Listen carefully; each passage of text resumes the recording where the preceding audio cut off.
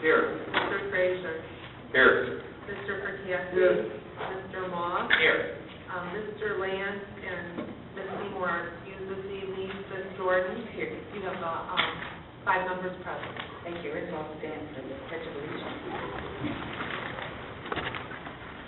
Allegiance to the flag of the United States of America and to the republic for which it stands, one nation, under God, indivisible, with liberty and justice for all.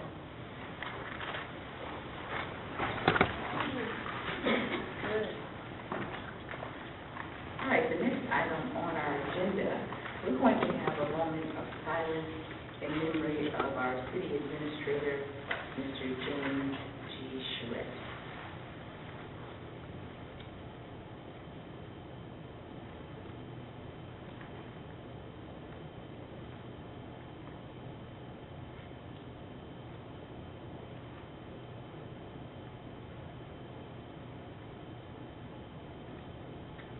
Mr. Scharret was our city administrator, and I've asked Cable to prepare a brief montage of Mr. Scharret's pictures and his memory while he was here. Following that, many council persons did not get an opportunity to speak at his memorial services, and so now's your opportunity to address and just speak words on this, but after our working with you.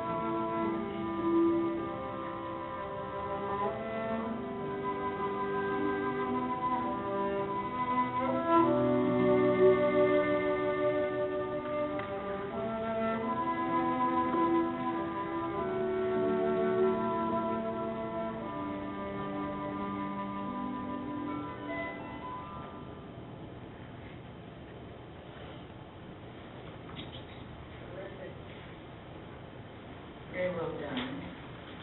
The members of the council would like to say a few words. Mr. Moss. Yeah, sure. And I'll start off by saying it's been a weird few weeks since the memorial service because there have been so many times over the last several days where I've seen something that's happened or a council packet and reviewing it, and my immediate thought was, oh, I got to call Jim on this. And it's just weird that, you know, he's not there, and it still feels like he's somehow away on vacation, and I'm expecting him to come back. Because I think one of the things that Jim made sure of is that as city administrator, he made sure every elected official had access to the same amount of information, because he knew that in order for us to run effectively as a city, we all had to have the same amount of information in order to make the best decision on behalf of the citizens of Southfield. And he worked hard at that. You know, we would get emails 11 o'clock, midnight, 1 o'clock in the morning, because if something came to Jim's mind, he wanted to make sure that that information was available so that we could make the right decision for the citizens of Southfield. Especially on a day like today, how cold it's been and how snowy it's been. I'm reminded by Jim. Jim coined himself, he said he was an indoorsman. He wasn't an outdoorsman, he was an indoorsman. So he wouldn't have been a fan of the weather that we've been experiencing. You know, he had a great sense of humor. We shared a love for history and political history, and you know, we'll miss him terribly. His love for the city really was unmatched. Yeah, it's just, there's a huge void there. There will never be another Jim Scharret.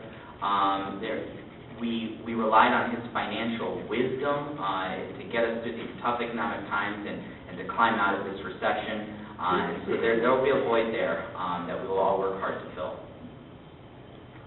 Thank you. Anyone else? Sure. Frazier. Yes, I've known Jim for as long as I've been at the council, and I can't think of anyone that had a better love for people than Jim did. He was, I don't think I ever saw him angry, no matter how many slings and arrows were cast his way. He seemed to come out with a smile and always wanted to find the best answer that would make those folks that were throwing things at him satisfied. But he's just he was a great person, and I found a lot of things that I tried to mimic from him, but it was a poor representation of what Jim did on a national basis. But he taught me a lot just by being a good example. And as Jeremy says, he is really going to be missed. And some of the, since I've been retired, my days and nights have changed. So some of the emails that he sent me at 2 o'clock in the morning, I answered right away. But just a great guy. Mr. Scharret.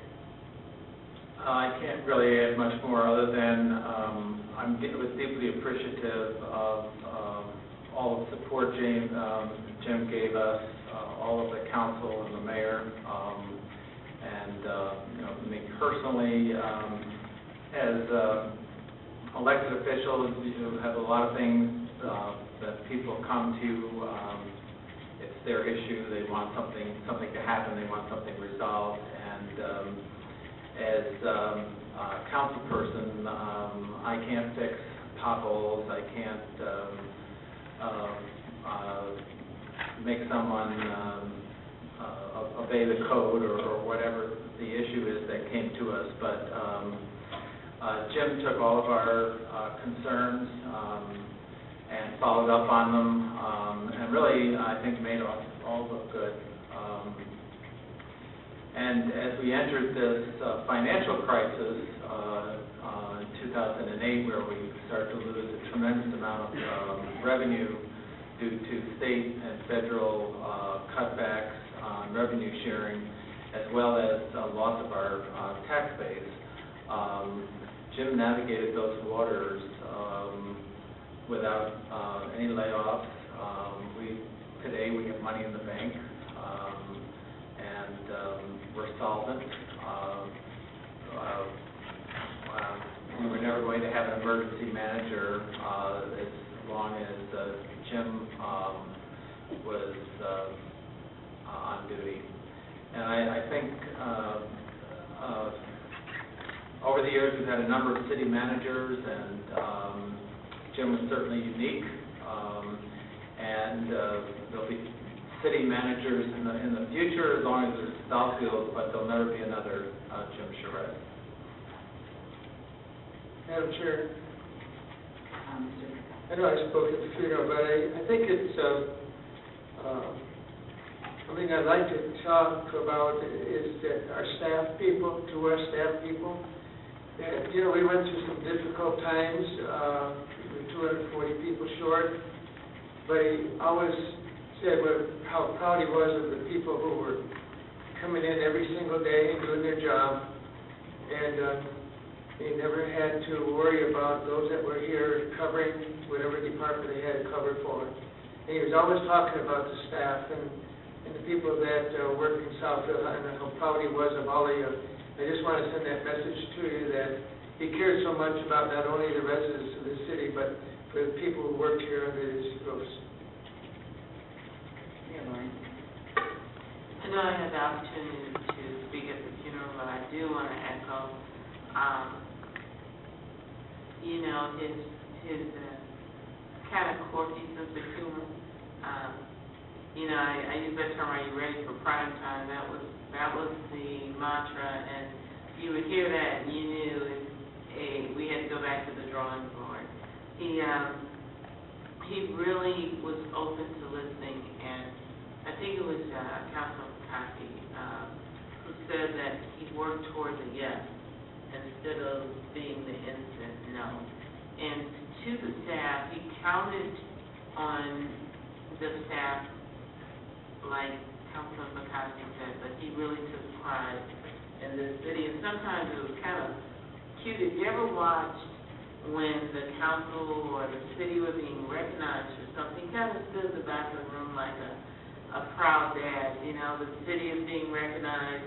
He never sought the spotlight, but he wanted to make sure when it was shining on Southfield, it was on really beautiful picture. And, you know, his thumbprint is here. I came in the other night, I had to come back to the office to pick up something.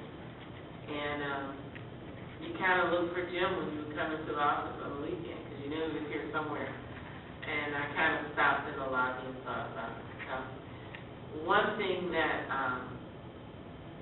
we should all do be working hard for us to continue to be ready for prime time and to make sure the city continues to shine.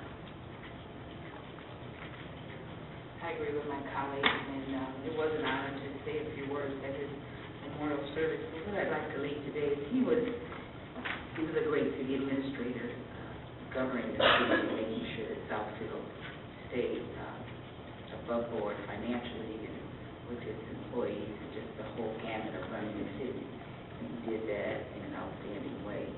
He was also a man of integrity, wisdom, and moral character.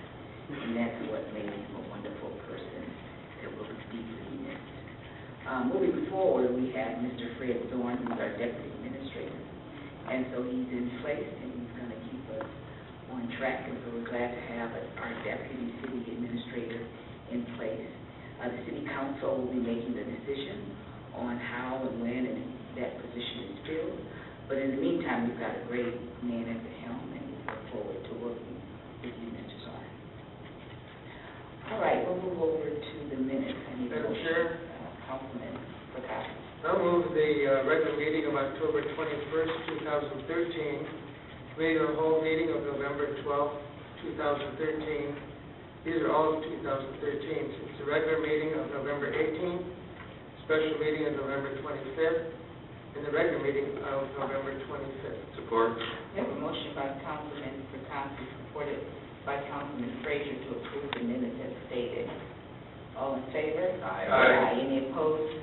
Motion carries. So we'll move to the consent agenda. Are there any items that the council wishes to be moved? The first item, consent agenda A, is approval of the contract for construction engineering services with Hubble Rock and Park for the 9-mile road resurfacing from Greenfield Road to Northwestern Highway. Consent agenda B is receipt of bids for standby emergency snow removal services for the streets and the highways, and that is with landscape services of Clinton Township, Perfections of Novi Rotundo Construction Corporation of Farmington Hills.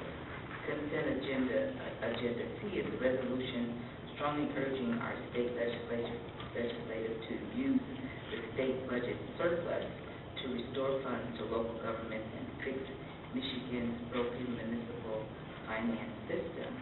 And consent agenda D is authorization to send notice of intent to upgrade the city's comprehensive master plan. I need a motion. Madam Chair, Councilman Frazier. I move that we approve consent agenda items A, B, C, and D. Support.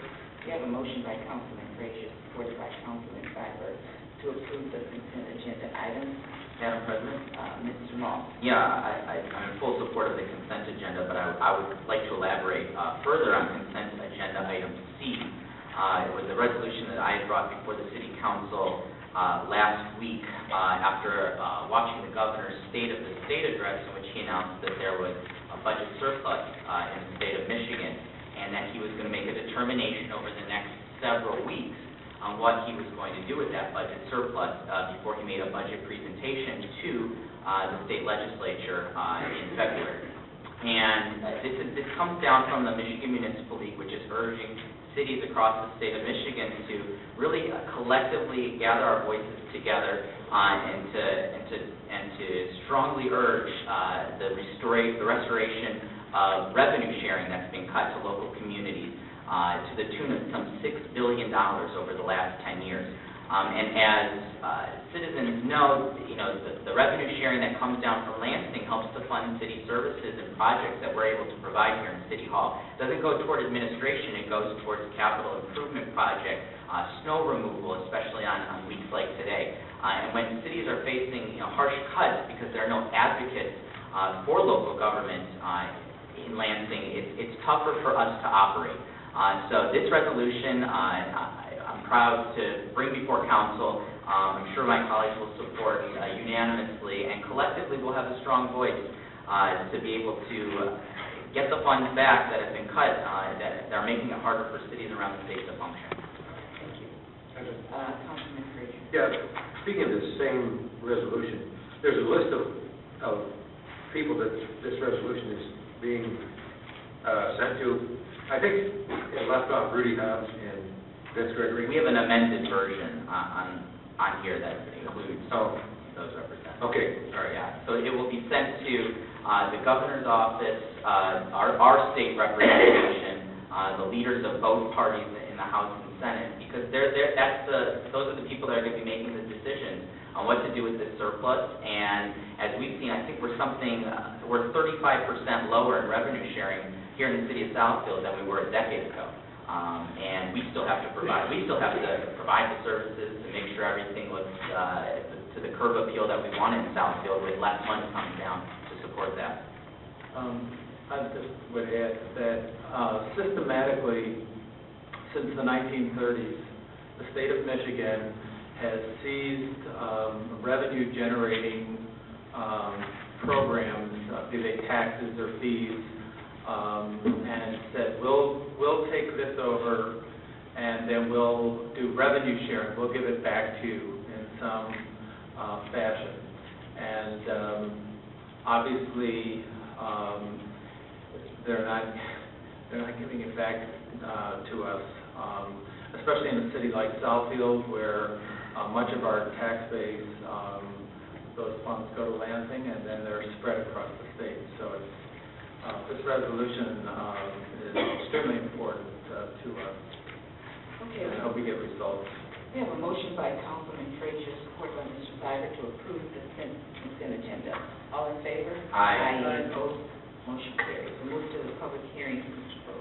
Through the chair, our first public hearing is GP 1261, the special use request of NC Designer and Contracting on behalf of the owner, I-96 and Livernois Shell LLC, to convert an existing gasoline service station with vehicle service bays to a gasoline filling station with a 1,293 gross square foot convenience store with associated parking on property located at 25826 Southfield Road. I have a brief video.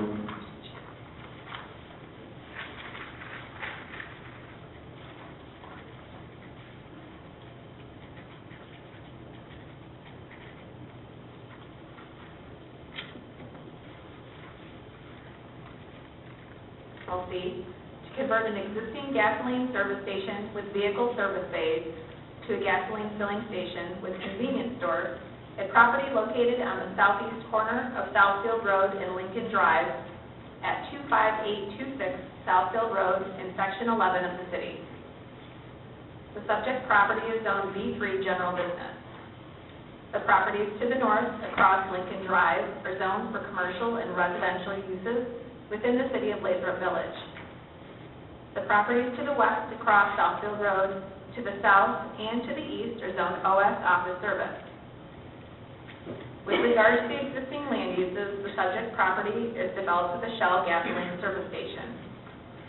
The properties to the north across Lincoln Drive are developed with a commercial retail center fronting on Southfield Road and single-family homes fronting Lincoln Drive in the city of Lathrop Village. The property to the west across Southfield Road is developed with an office building. The property to the south is developed with an office building as well, and the property to the east is developed with a parking lot.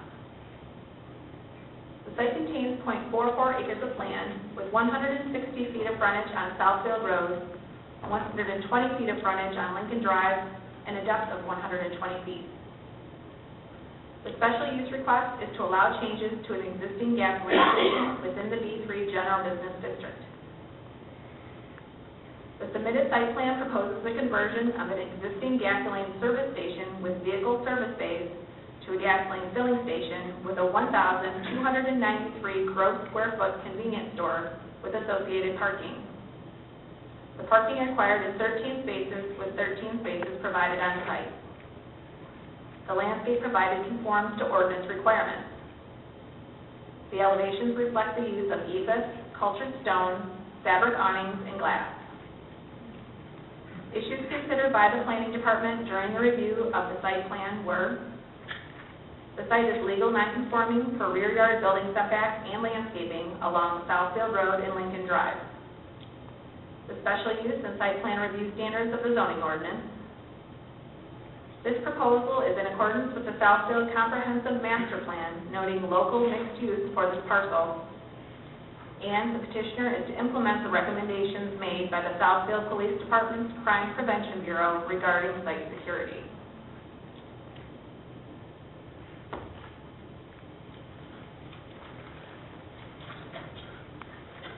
Through the chair, the application was received by the Planning Department on August 23rd, 2013. The Planning Commission held a public hearing on November 30th, 2013, and made favorable recommendations. On January 21st, the Council Site Plan Committee reviewed the application, made some recommendations, and felt that it could move forward to the Council tonight. This is also part and parcel of Site Plan 1307. The applicant is here to go over some of the changes that were recommended by the Site Plan Committee, and I'll be happy to answer any questions the Council may have at that time. If you could give us your name and business address for the record, please.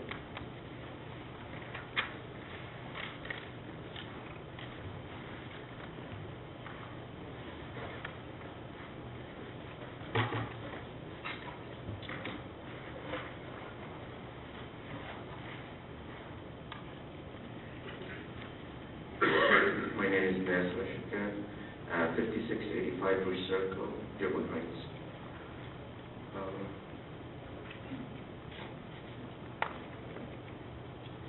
Actually, the video, told us enough about what we're presenting here. All I have is, in the pre-meeting, I was asked to change the plan layout because I had the bathroom door to the outside. So I made some changes. And I got some photographs of the gas station that we have done already, and they are going to be the same as what we're presenting today. So I'd like to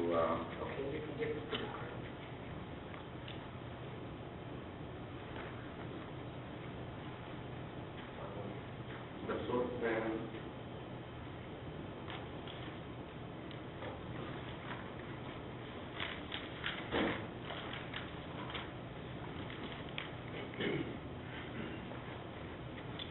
What we had before, the bathroom door over here.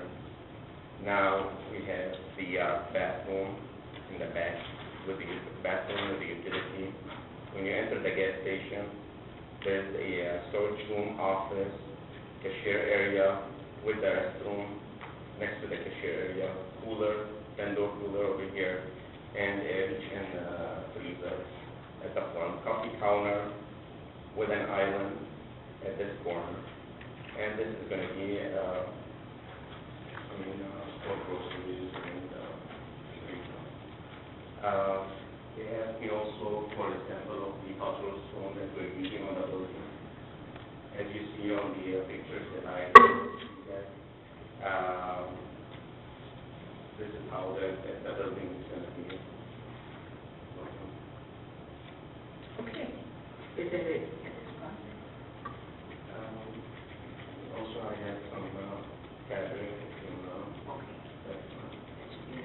Mr. Crowe, did you have? Just, we have prepared a recommended resolution with a number of conditions per the Planning Commission and the Site Plan Committee, and we're comfortable recommending this to the council for your approval for both after the public hearing on the special use and the site plan.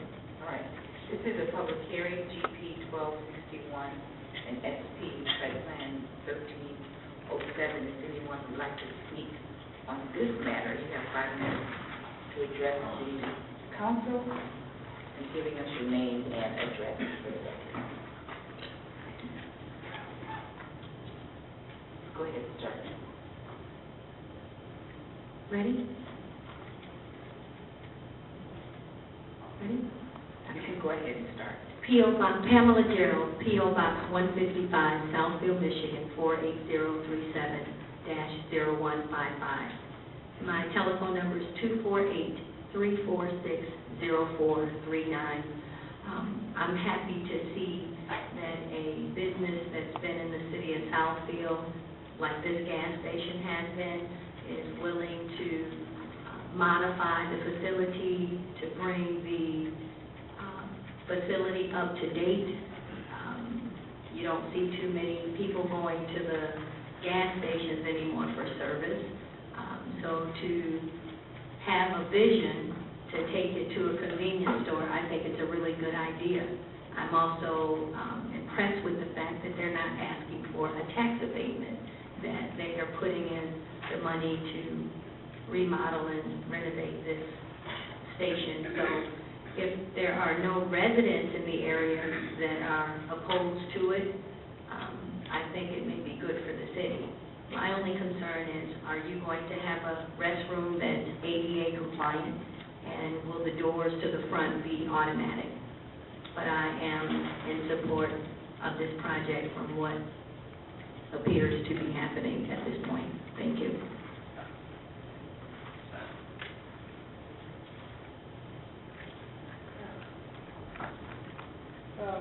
Good evening. My name is Olivia Littleton. Excuse me, can you speak just in the mic a little bit? I'm sorry. Good evening. My name is Olivia Littleton. I live right behind the Shell gas station on Adrian Road. I submitted a letter last week. I don't know if you all got it. It would be too long to read, but I don't think it would be a good idea. It would bring more traffic, more debris, and along Southfield Road, the only convenience stores with the gas station are at the main intersection.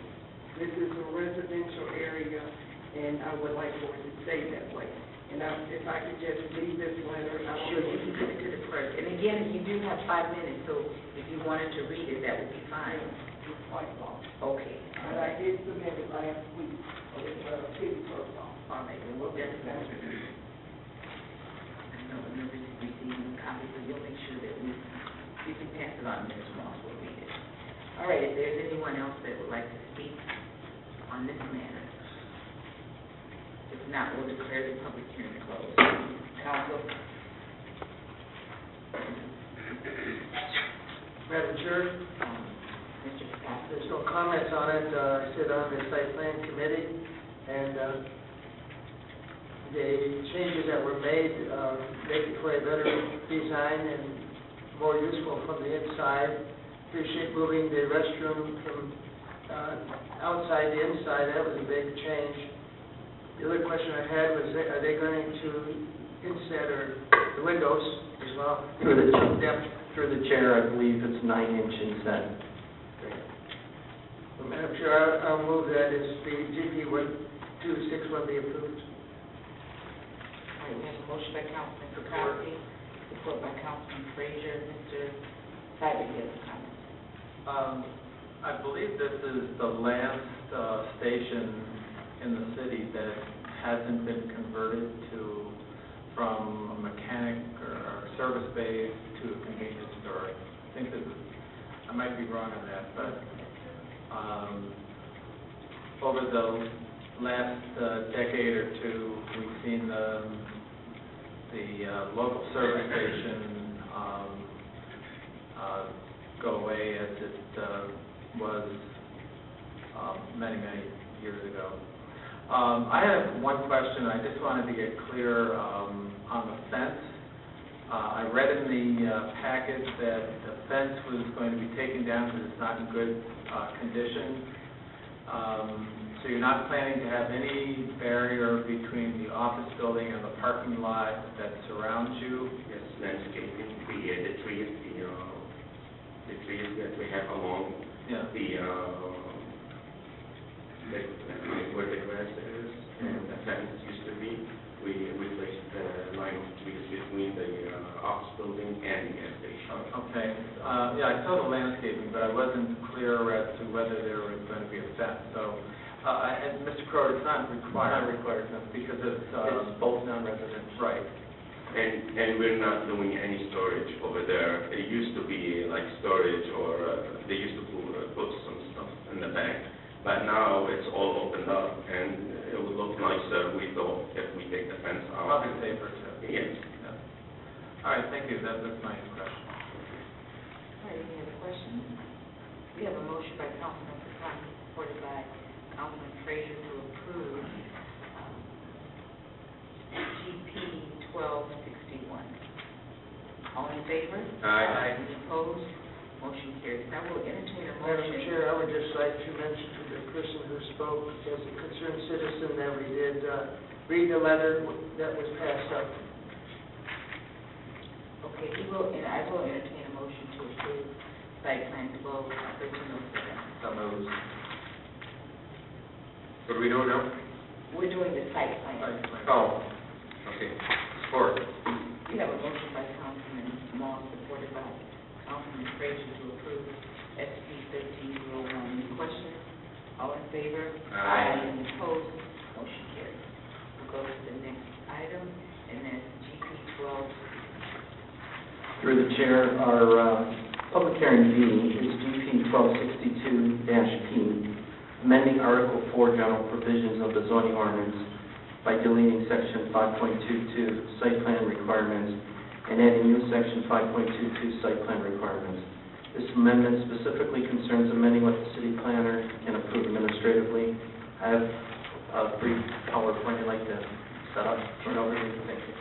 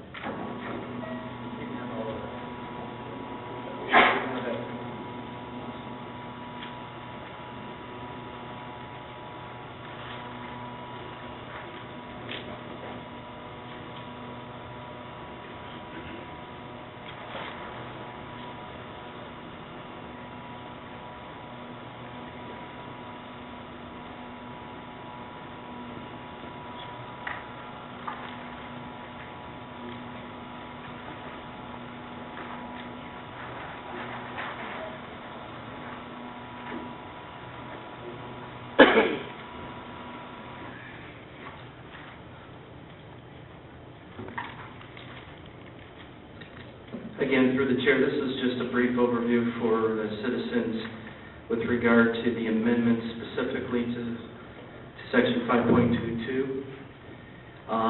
This was existing buildings previously approved by the City Council as the first test that has to be made in order to consider administrative review. So the Council has had to previously act on the site. Secondly, the expansion is no greater than either 25% of the gross square foot of the building area or 10,000 square foot of the floor space, whichever is less. In instances where we have accessory structures that are detached, for example, garages, shed, carport, dumpster screen, those buildings cannot exceed 10% of the building area or 1,000 square feet.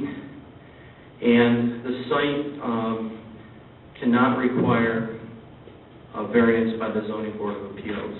So this clarifies what can be done administratively by the city planner. There was some concerns that went back to last spring. It's worked its way through the process. Planning Commission held a public hearing.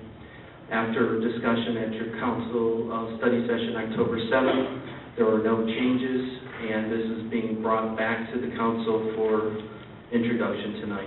I'd be happy to answer any questions the council may have after the public hearing. Thank you. This is a public hearing, and if anyone in the audience would like to speak on this matter, and that's GP 1261 as it relates to amending the zoning ordinance.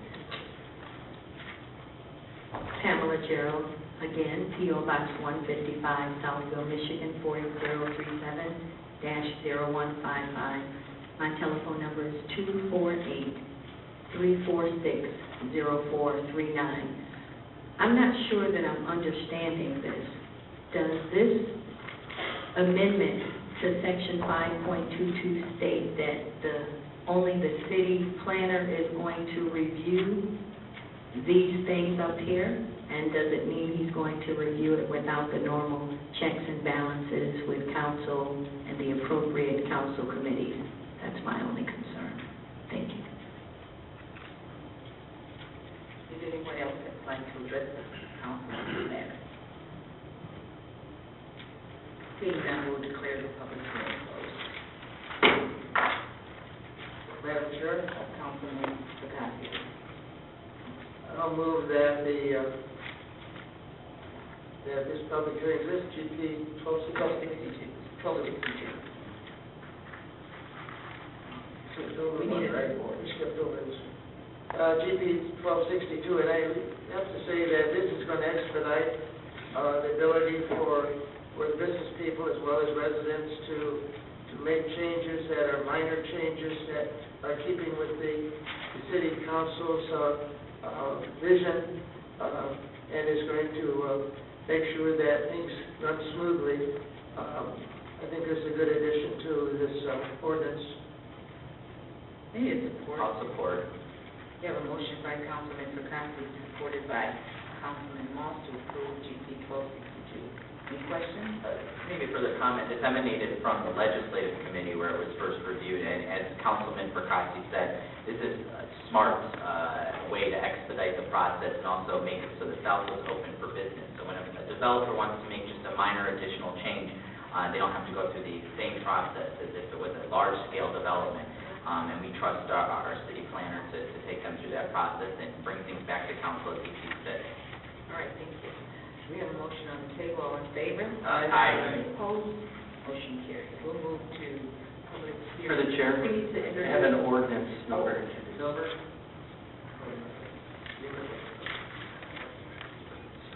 1618. Madam Chair, I move that we introduce ordinance number 1618. Support. We have a motion by Mr. Frazier, supported by Mr. Stiver, to introduce ordinance 1618. Any questions? All in favor? Aye. Any opposed? Motion carries. Thank you, Madam Chair. Our next public hearing is GP 1263P to amend Article 2 definitions of the zoning ordinance by deleting Section 5.4 definitions C through D, sections 5.8, definitions N through S, and sections 5.9, definitions T through Z, and adding new section 5.4, definitions CD, sections 5.8, definitions NS, and section 5.9, definitions TZ. Also to amend Article 4, general provisions of the zoning ordinance by deleting section 5.3, off-street parking requirements, and adding new section 5.3, off-street parking requirements. To amend Article 14, regional shopping of the zoning ordinance by deleting section 5.134, uses permitted subject to special approval, and adding new section 5.134, uses permitted subject to special approval.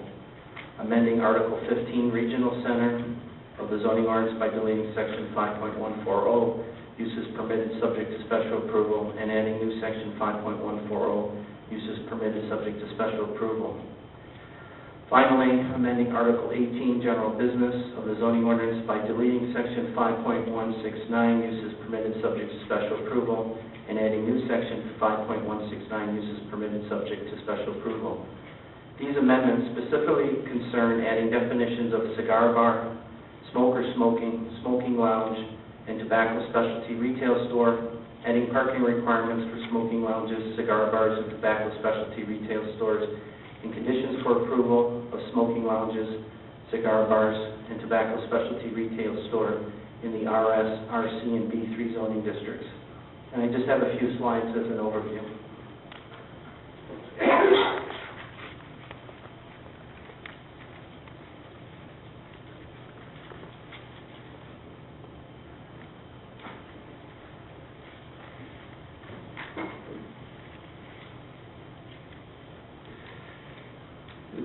As the council may recall, we've had several study sessions on this item.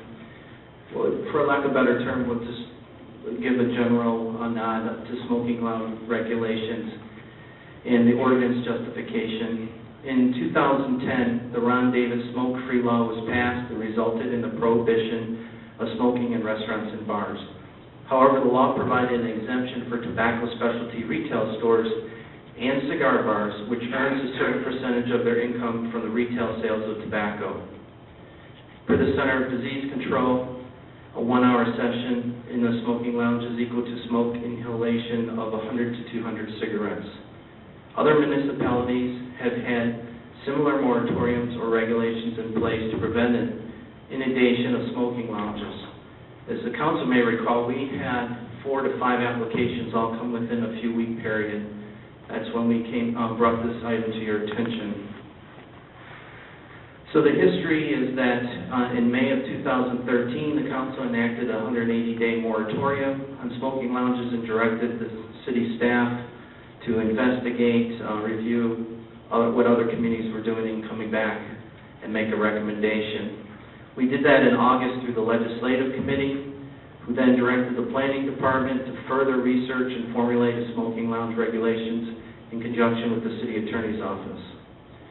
In October 7th, we had a lengthy study session with the council, who then extended the moratorium until March 3rd so we could go through the public hearing process.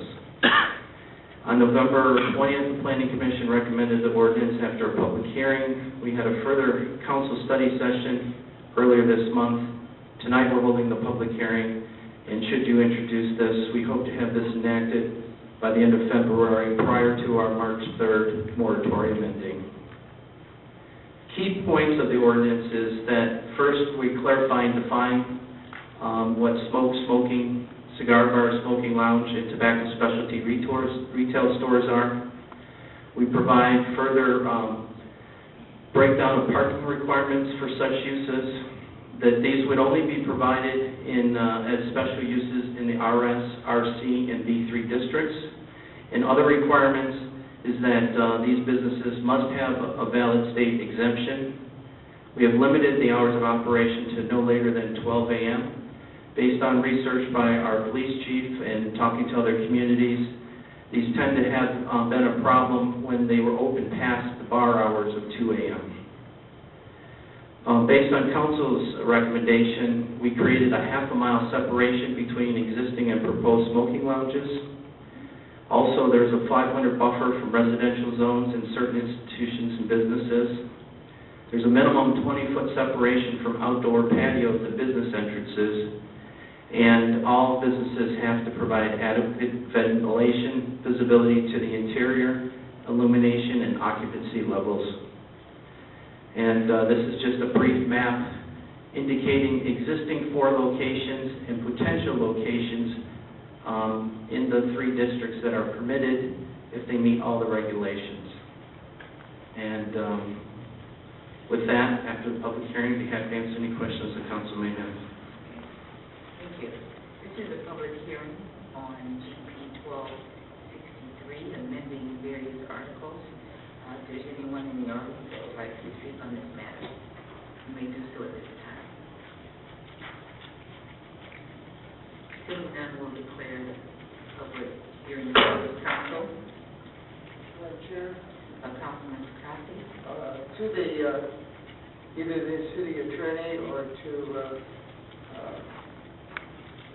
Jerry, the state licensing of this facility and its and getting the section of the state law exemption.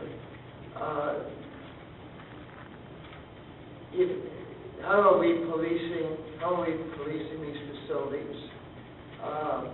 And I know the fire inspection is taking part in this, but is policing the same as a person that has a lounge, or is it separate? In other words, under liquor licenses, Class Cs or STDs or whatever, there's police inspections as to the way they operate.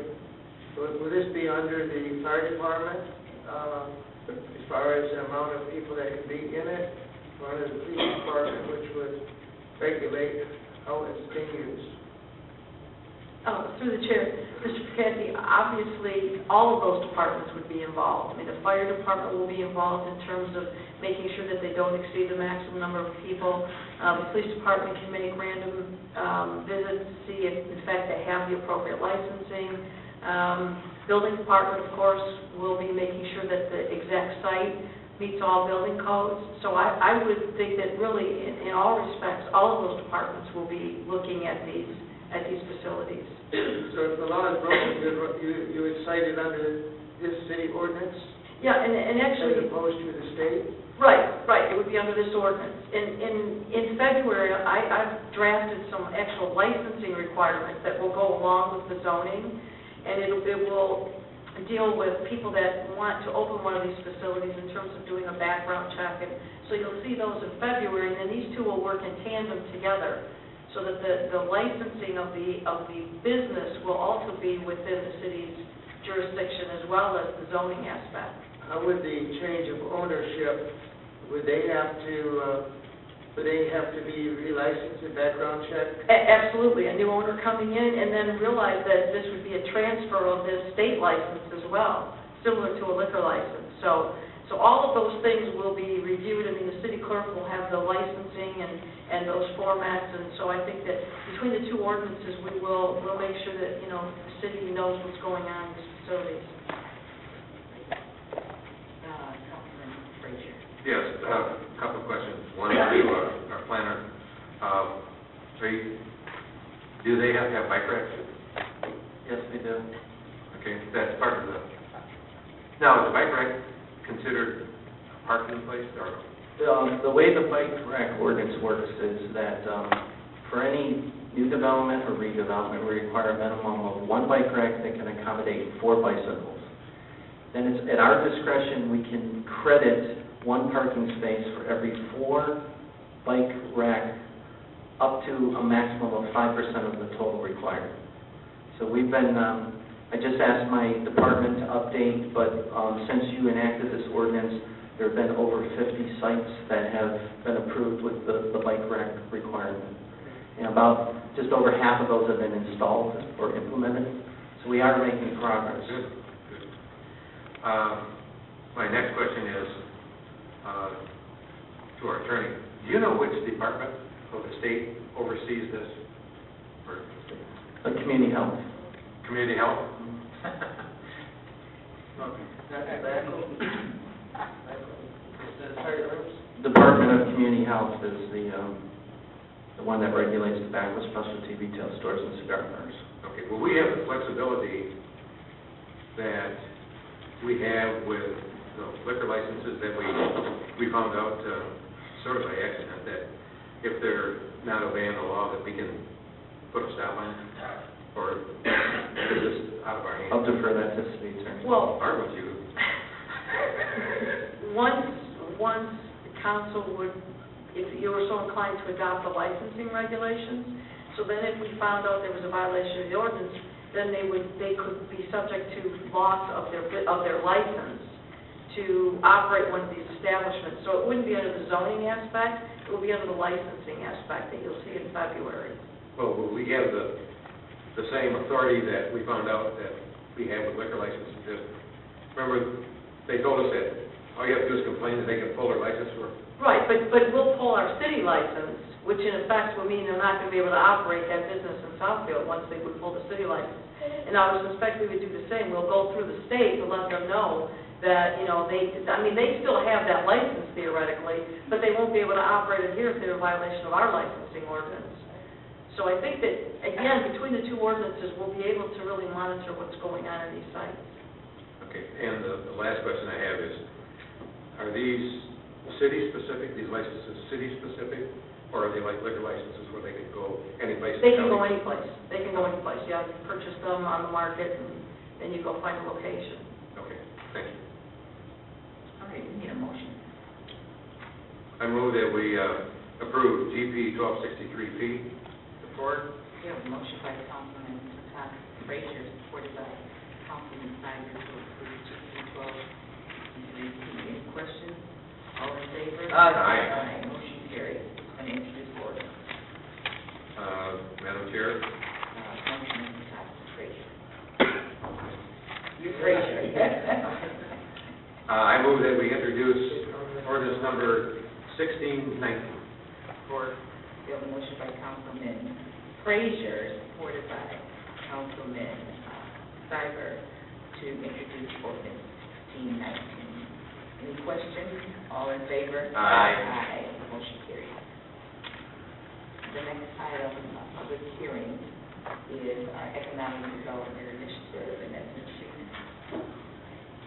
Good evening, Madam Chair, Honorable Board. The City of Southfield is in receipt of a request for economic development initiative from Marsh and McLennan.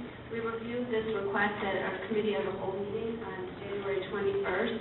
This time I'd like to pull up their PowerPoint presentation, so I would like to ask the company to come forward and perhaps they can give their contact information to you. That would be fine.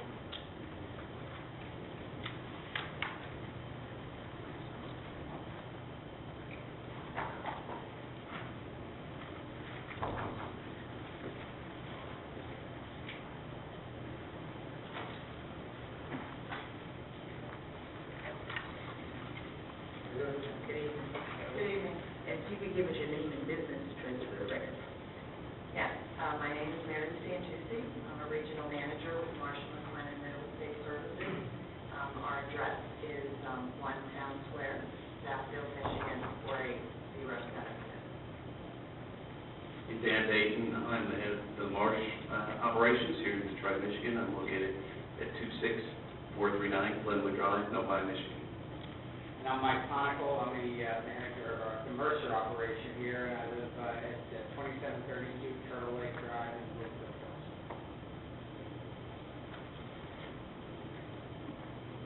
And Mary's going to start the presentation for us.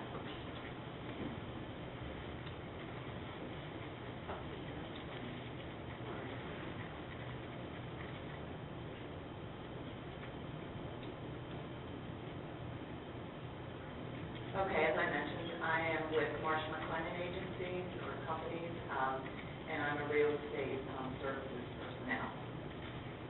And as mentioned, Dan Dayton, I lead the Marsh operations here in Detroit. And I'm Mike Conoco, leading the Mercer operations here, all part of Marsh McLennan Company. And during this presentation, we may refer to Marsh McLennan as MSD. The Marsh McLennan Companies is a We offer our clients advice and solutions in the area of risk management, management strategy, and human capital. We operate globally in 100 countries with 54,000 colleagues worldwide. Within the risk and insurance services, we break that into two separate operating companies, Marsh, which I'm responsible for, which is responsible for insurance brokerage operations, predominantly in the area of commercial insurance, as well as risk management services on pre-loss, post-loss activities, as well as management, merger and acquisition activities.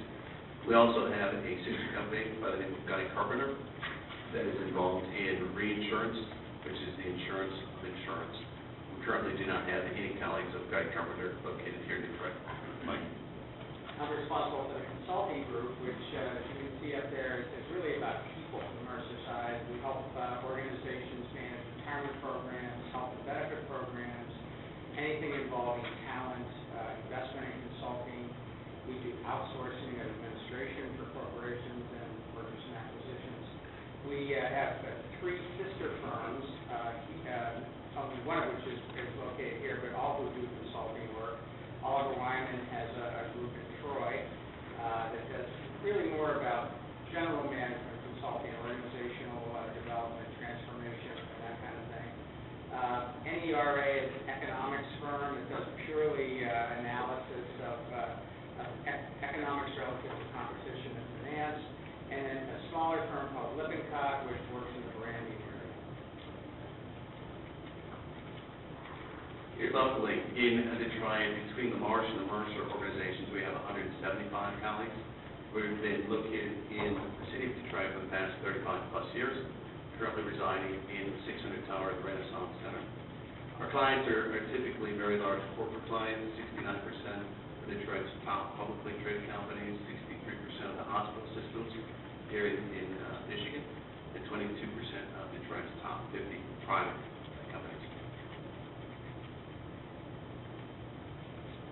When Marsh McLennan began our search for what would become our new office, we identified communities with principles similar to ours that would be attractive not only to MSC but to our colleagues as well.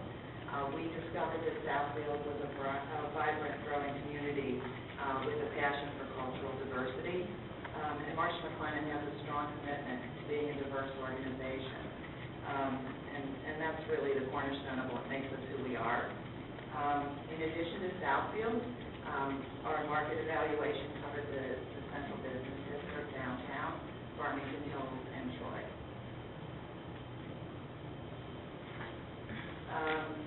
When I moved to Southfield, we felt very strongly that One Town Square offered an efficient design with key amenities, and examples of that would include the footprint at One Town Square within the space, the restaurant, the conference space available, and the hotels in close proximity.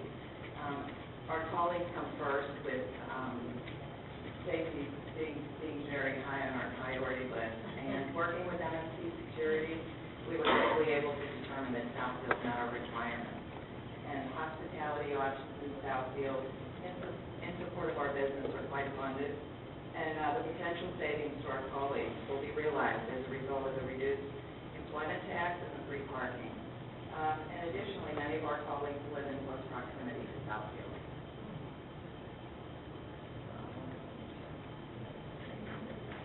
We believe our financial commitment to the local economy is key.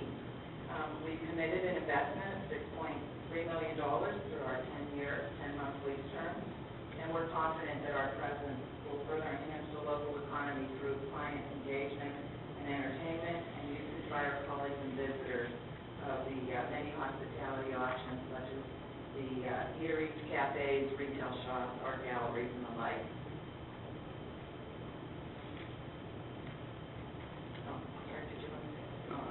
Yeah, we do plan to continue growing our business here in southeastern Michigan. In the recent year, we've acquired two agencies, the Cambridge Agency in Livonia, Michigan, as well as McGraw-Wentworth in Troy, Michigan. The intent at some point would be to continue to bring our group together as a unified group here in Southfield.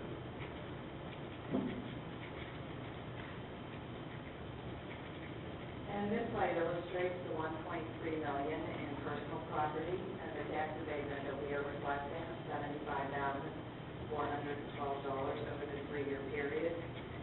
We're asking for this short-term investment, which will ultimately materialize into a long-term return for the community.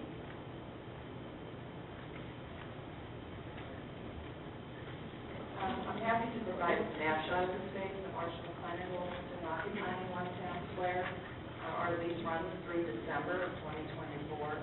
However, we have built in options to extend that lease term, as well as the right to expand if needed. And as you might imagine, with continued growth of our business, we are continually evaluating our space needs. And through our build-out, we have employed 10 local subcontractors, which has resulted in employment for 52 workers.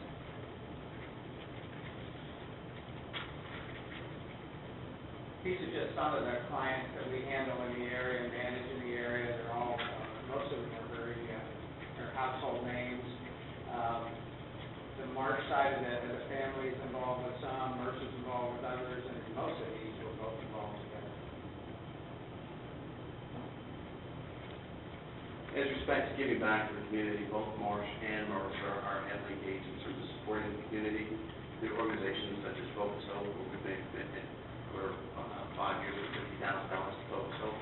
We're also engaged with Henry Ford Health System in terms of gaming and cancer. We've made a recent contribution, including our colleagues and some of the partners that we work with $20,000 for gaming and cancer.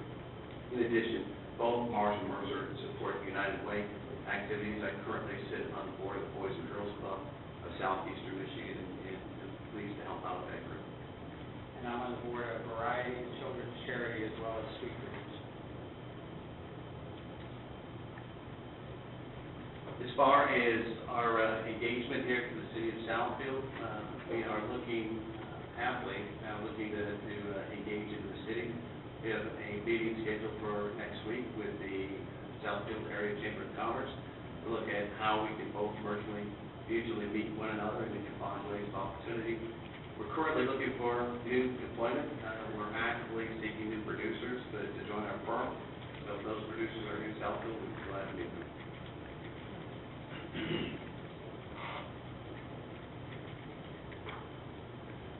So not the final commitment here is just how Marsh and McLennan companies help mutually strengthen one another in terms of the new neighborhood that we're in here.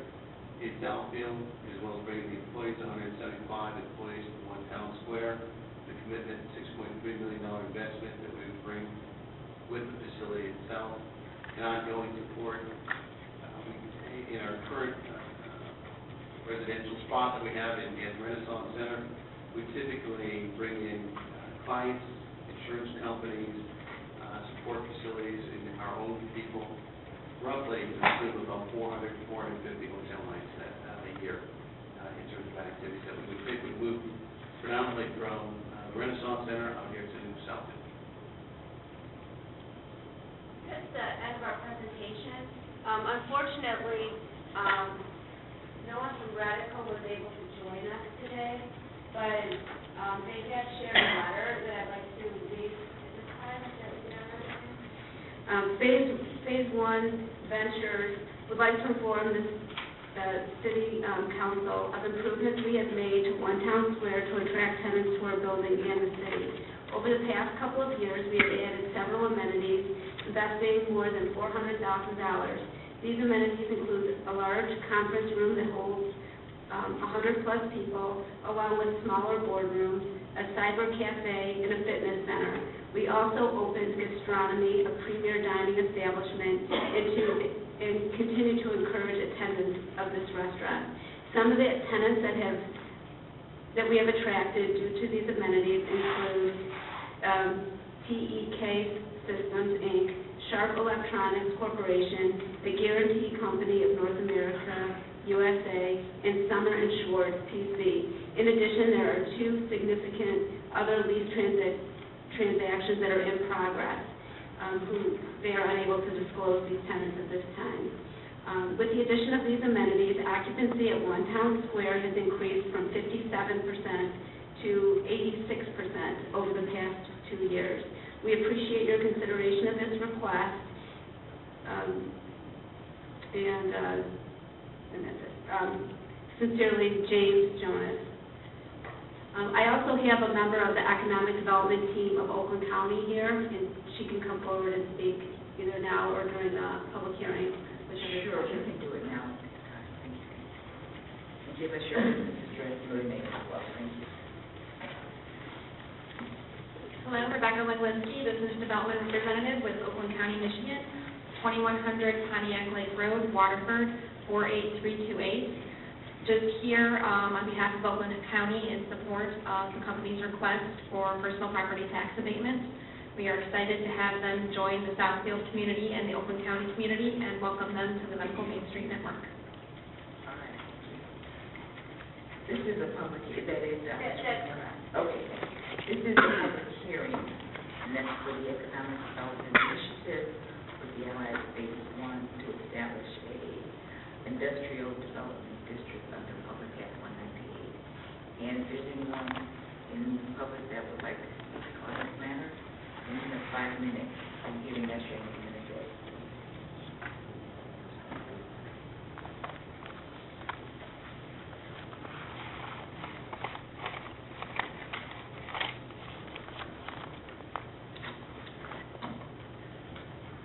Madam President, my name is Scharret.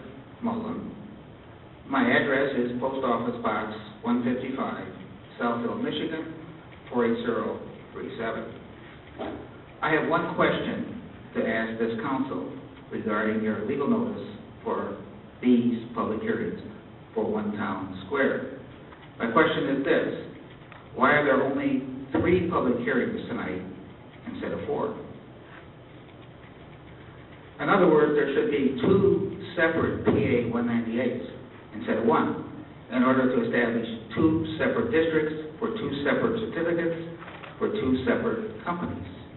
Otherwise, how can we determine which company is on which floor at One Town Square? Is Marsh on the 10th or 11th floor? Is Mercer on the 10th or 11th floor? The only way that this can be defined is by 2 separate PA 198s.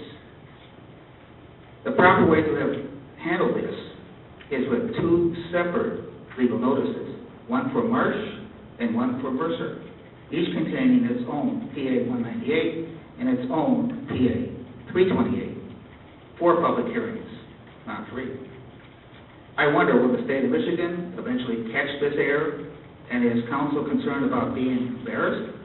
Or do you folks here wish to continue to blunder along blindly, just like you did with Golden Corral?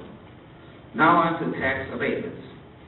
The argument made for a tax abatement is that it will increase the tax base in the long run. A win-win situation. Magic. Does this magic work? Or is this voodoo economics, a shell game? Well, in 1997, this city granted its first tax abatement to a company named Denzel. Since then, Denzel has been continuously on the public dole and is scheduled to receive welfare payments running through to the end of 2018 for a grand total of 21 years of continuous welfare benefits. A huge strain on this city's treasury under the guise of increasing the tax base. Along the way, many of Denzel's friends have jumped on the gravy train called the tax abatement special. According to the magic theory of tax abatements, Southfield's tax base should have increased dramatically over the years. And yet, on May 3rd, 2011, this city needed to pass an emergency millage to pay for police and fire. Where was the magic of tax abatements in 2011? Where was the win-win promised back in 1997? Of course, just the opposite happened. The tax base decreased and the millage increased. This should put to rest the big lie of win-win. It's really lose-lose. There's no magic here, just like there's no Santa Claus, no free lunch. Wake up and smell the coffee. This city has and is being scammed by Southfield's most notorious corporate criminal, Denzel, and his friends. Now on to One Town Square. Tonight's petitioners will argue that they are going to make an investment that they would not otherwise make if they didn't get a tax abatement. Let's examine the premise by looking at some history. Let me take you back to August 27, 2012, You have 1 minute left. when this council granted CBS Radio a PA 328 tax abatement. Mr. Greg Ross, who represented CBS, was interviewed just after CBS had received their tax abatement by Sandy Ambruster of The Eccentric. I have in hand that very interview, published on September 3rd, 2012. Quote, exiting the council chambers, the CBS representative admitted that CBS had already begun construction on the old Panasonic building, unquote.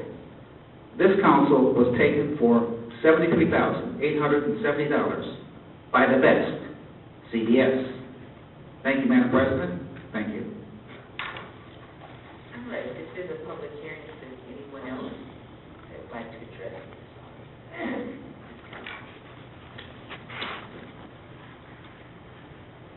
Got your time ready? Go ahead.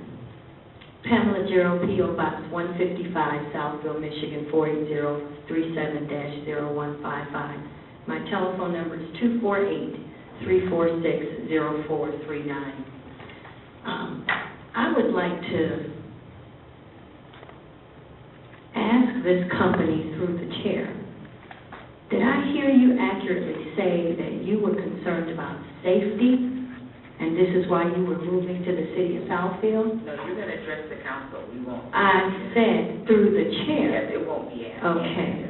Well, you asked the question, or I'd like one of the colleagues to ask You the have question. 4 minutes left. Thank you for reminding me. Thank you for reminding me.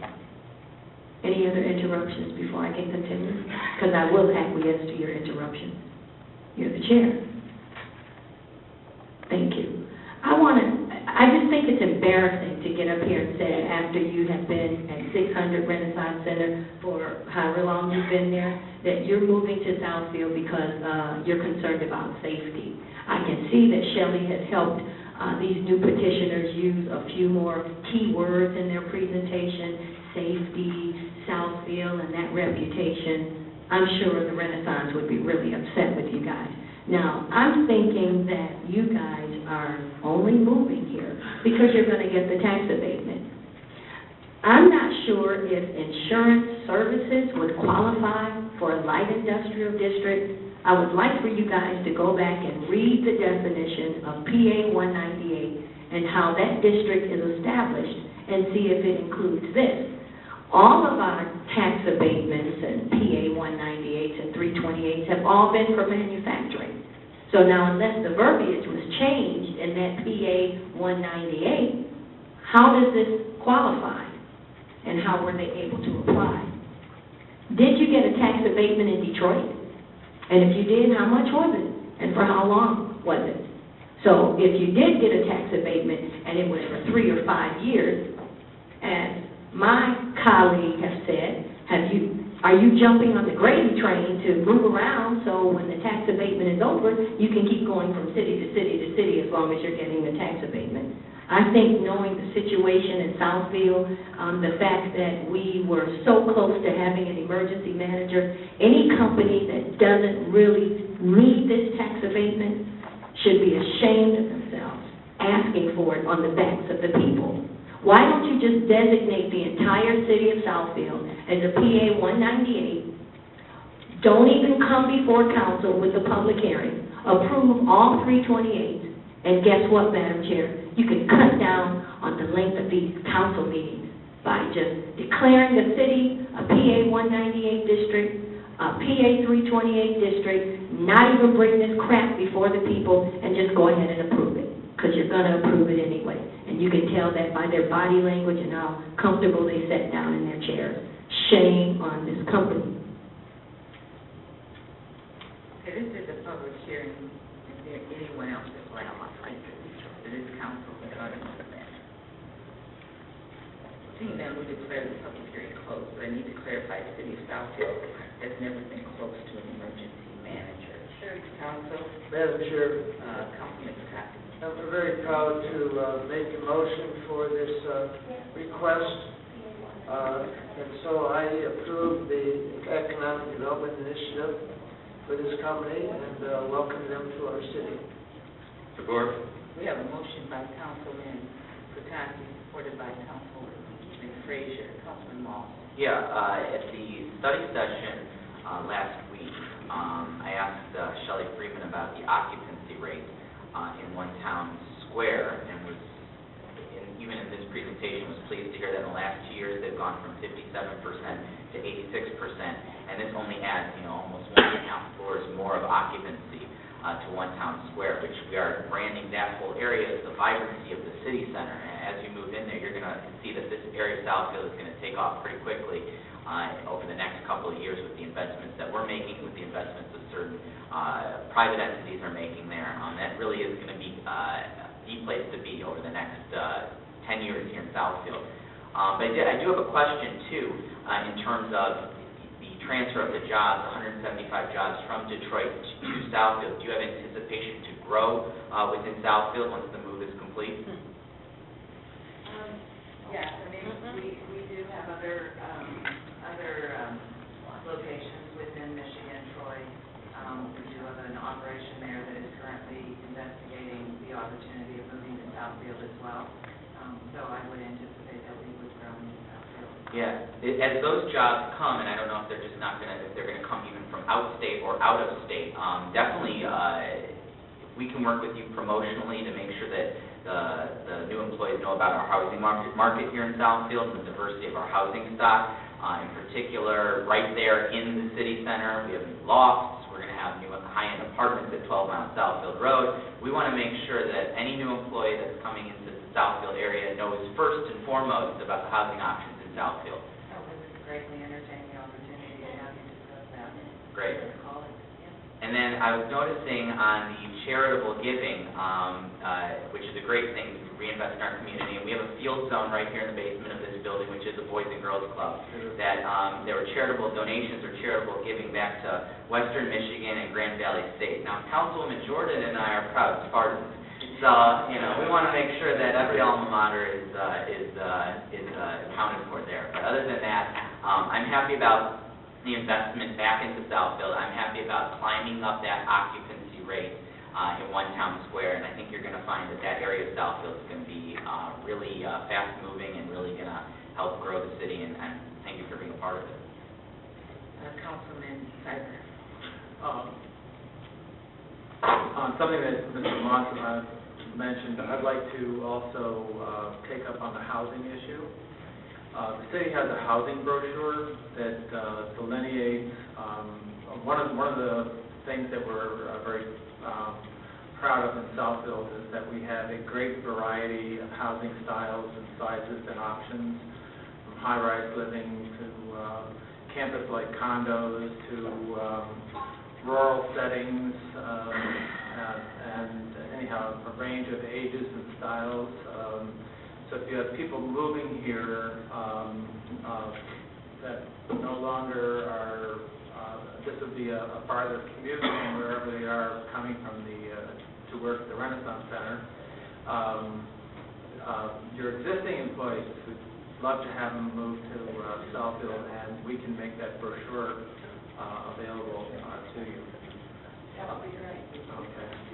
Are they available this evening, or would they be something that? All right.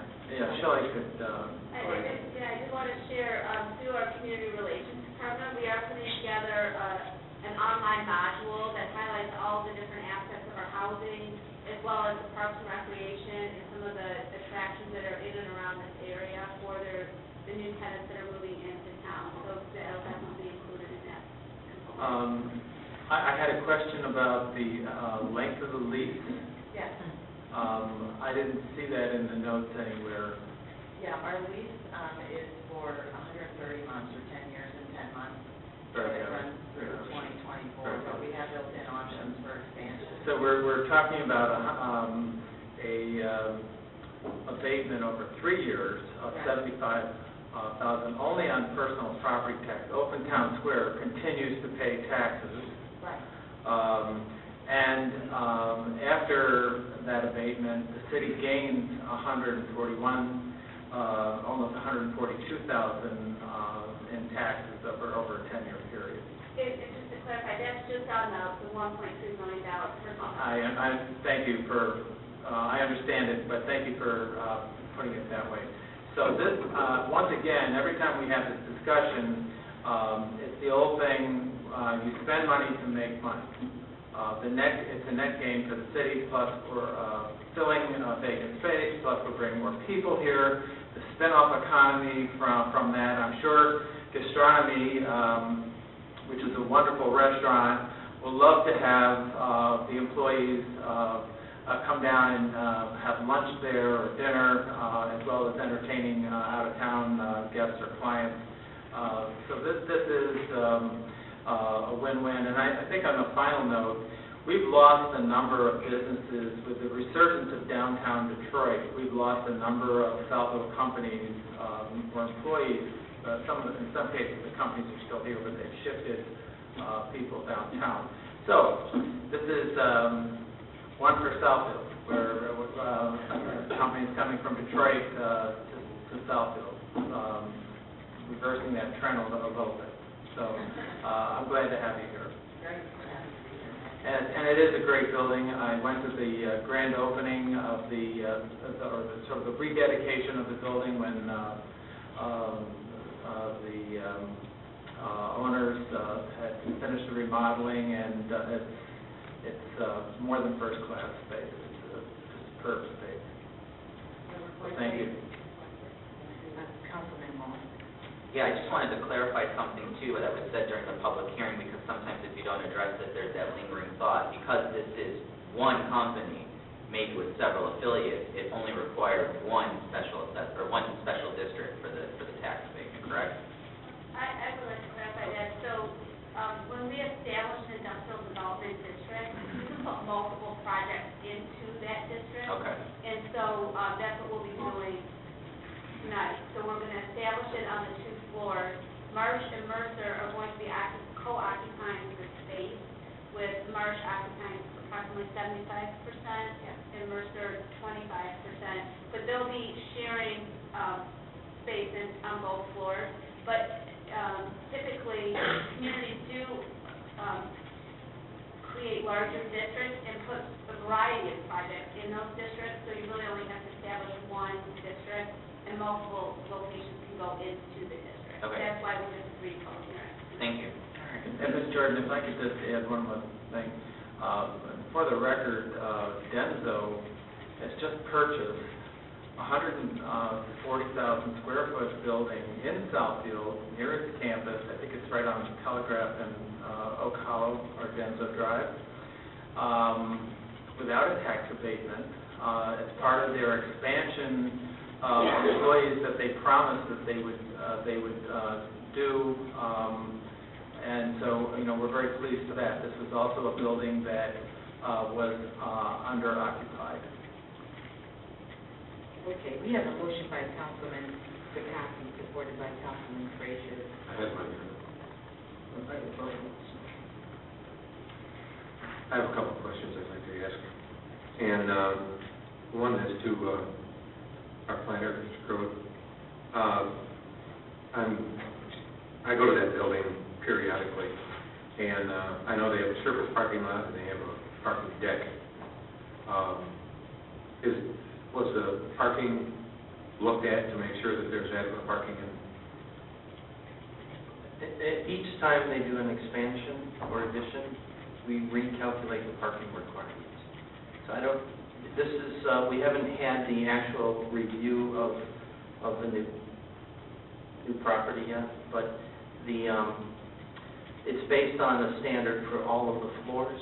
Mm-hmm. So we assume that they're all occupied when we do the calculations.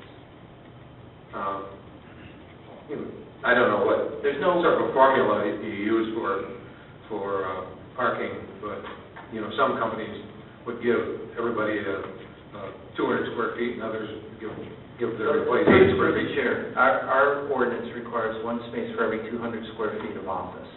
Okay. So that's how the building was reviewed. Now, when they make a change in use, for example, if the first floor has other types of uses going in, then we recalculate the parking based on the use that's proposed. So there is no addition of building square footage to review as far as parking is with regards to this particular case, but some of the improvements on the first floor that have been alluded to, we do look at those. Because there are different uses. Let's say there was a call center. They would have a lot more employees per square foot than they would if it was an attorney's office or something. So I just wondered if that was looked at. So, I do have a question for you. That is, you mentioned that this company, you support diversity. Can you explain what your definition of diversity is? I can give you some examples Sure. of that. We are a global organization, so I'll give you examples that are global. In Chicago, we support iMentor volunteers, which help students from low-income communities pursue their college ambitions. In Indianapolis, we develop a new career success guide for conference attendees at the National Black MBA Association's annual conference. In Lisbon, Mercer colleagues helped establish the Portuguese branch of the European Professional Women's Network. I can give you some others if you'd like. What are you going to do in Southfield? I don't know. We'll have to determine that, but I think it's clearly states that we can stand behind our word and our commitment. The reason I ask that question is society is changing, and it's changing quite rapidly, and all businesses aren't ready for the change. And I just want to make sure that your company is embracing the change that's coming along in society. So everyone has an opportunity to have a job and have an income that will support their lifestyles. Okay? The other question is just a curiosity question. My career was with a telephone company, and Marsh & McLennan used to be the club that everybody held over our head. Oh, we have to do this, have to do that, because Marsh & McLennan won't be happy when they come in and gig us. I looked at all the companies that you work with, and I didn't see either AT&T or other up there. I don't know. They are fine, Okay. but not here in the Detroit office. Oh, okay. Okay. Yeah, the clients represented on the slide were specifically for the Detroit area. Okay. So I'm not trying to scare you up another customer or anything, but I just, I grew up with that cloud hanging over my head. You got to do it right, or Marsh & McLennan will come and get you. So, thank you. That's it. Any other questions? We have a motion on the floor. All in favor? Aye. Any opposed? Motion carries. All right, let's go to the next item, Mr. Kissinger. Well, we still have the two other public hearings. Do you need to sit down? Okay. Again, at this time, we're requesting to open the public hearing for the application for Mercer USA for personal property tax exemption under Public Act 328. Be part of this district. Okay, we'll open the public hearing. If there's anyone in the audience that would like to address the council on this matter, now, take 5 minutes.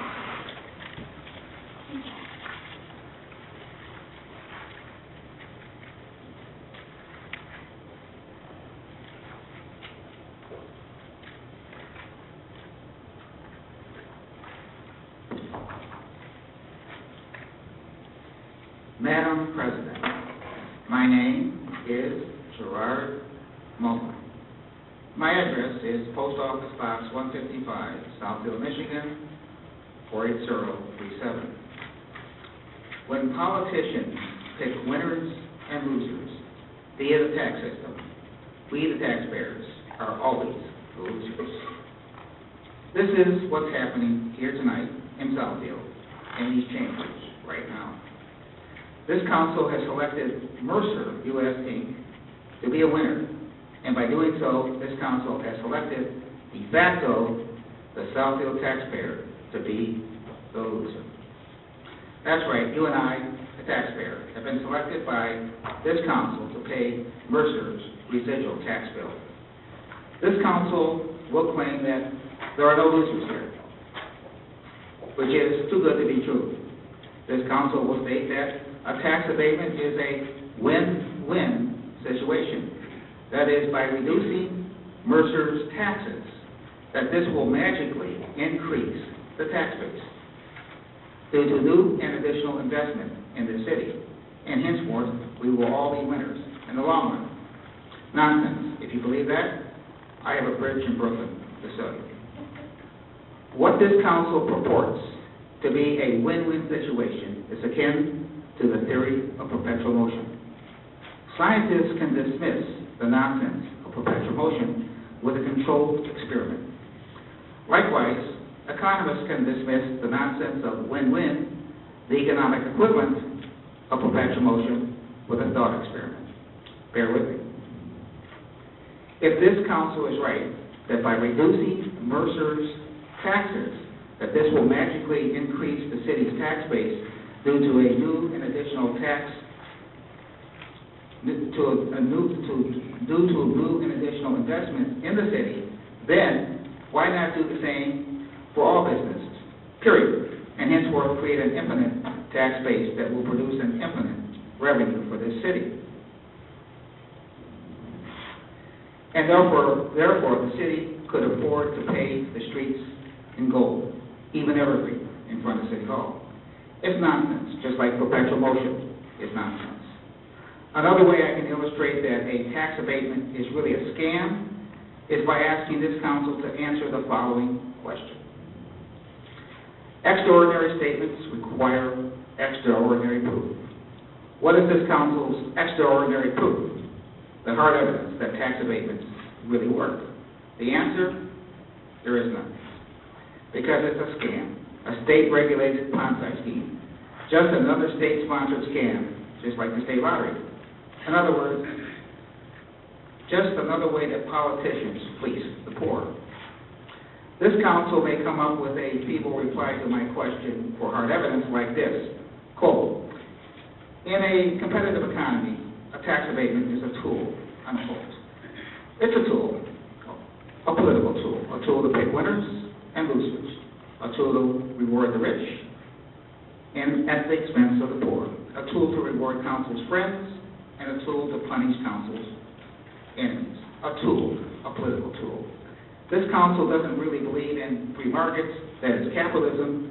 Instead, it believes in a perverted form of socialism, where the poor, namely you and I, the taxpayer, give to the rich, like Mercer. You have 1 minute left. What's next on council's agenda? Food stamps for Bill Gates? A care package for Warren Buffett? When will the nonsense stop? Thank you, Madam President. Thank you.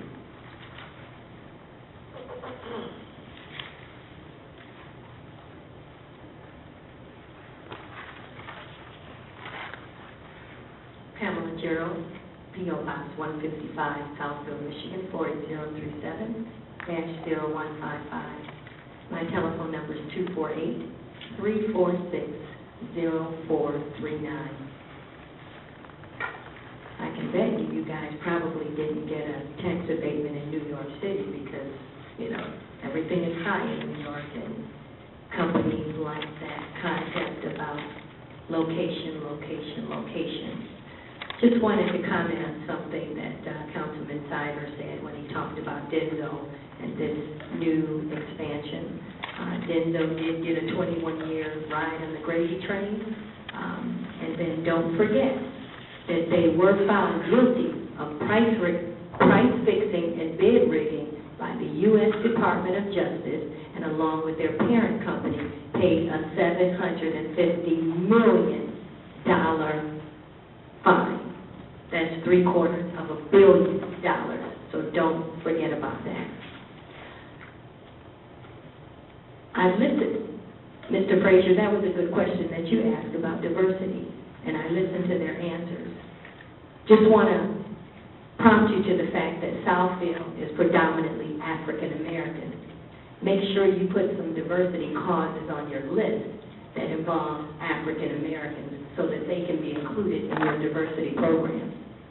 Also, we have a Southfield Black Chamber, and I'd like you to consider being a member of that. We hear about the Southfield Chamber of Commerce, but we don't hear about the Southfield Black Chamber, the Korean Chamber, the Chinese Chamber, or the Arab Chamber. Chamber. Why? Why don't you hear about the other nationalities and their chamber? Why are those chambers not always being brought to the table when there's this type of development coming to the city of Southfield? And Councilwoman Jordan, again, you spoke at the Southfield Black Chamber. I've never heard you say anything about the Southfield Black Chamber. And you talked about the fact that you would use your position to bring them to the table. I haven't heard anything. And I've heard you speak a lot. This public hearing is on this development. That's what I'm talking about. Not- I have heard you speak a lot, and I haven't heard this type of development brought to the city Your council. discussion to what we have on the table, not what I do outside of this council. But you're using your position outside of this council. So if you want to do that, stop saying that you're a Southfield City Councilwoman and just be Pastor Sylvia Jordan. Thank you. Is there anyone else in the public that like to?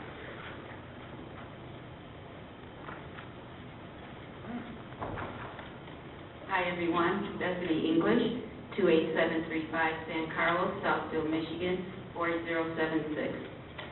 I'm actually coming to the podium to support the tax abatement for both Mercer and for Marsh. I believe that the tax abatement is a good tool. It's simply a business tool. I respect Mr. Mullen and Ms. Gerald, and to answer Mr. Mullen's question, where's the proof? The proof is in the tax rolls. The proof is in the tax bill. I personally don't think that the planning department is really doing a good job promoting the report that they put forward a couple of years ago when Councilman Lance complained about what appeared to be a welfare system for our corporate entities. When that report was done, it was very thorough, and everybody paid their bills. There was only a minuscule percentage of default in paying the taxes that were due. I have used the example here at the podium of buy now, pay later. I am a fiscally responsible individual, but if I see a point where I can buy something now and maybe pay the interest on the back end, I'm going to take advantage of that. It doesn't make me delinquent. It doesn't make me a welfare type of buyer. GM had a program, in fact, they have it periodically, where they will postpone your payments being due. You buy a car in February during the off-buying time, your first payment may not be due until May. But GMAC or Allied Bank or whichever bank, they're going to get their money, they're going to get all their payments when that car is eventually paid for. Any opportunity that we have to maintain some businesses here, again, it is simply a tool. I do agree with the premise that we should try to hold the businesses here because we did lose DTE, we did lose Blue Cross Blue Shield, and these are big companies that really kind of left a gaping hole.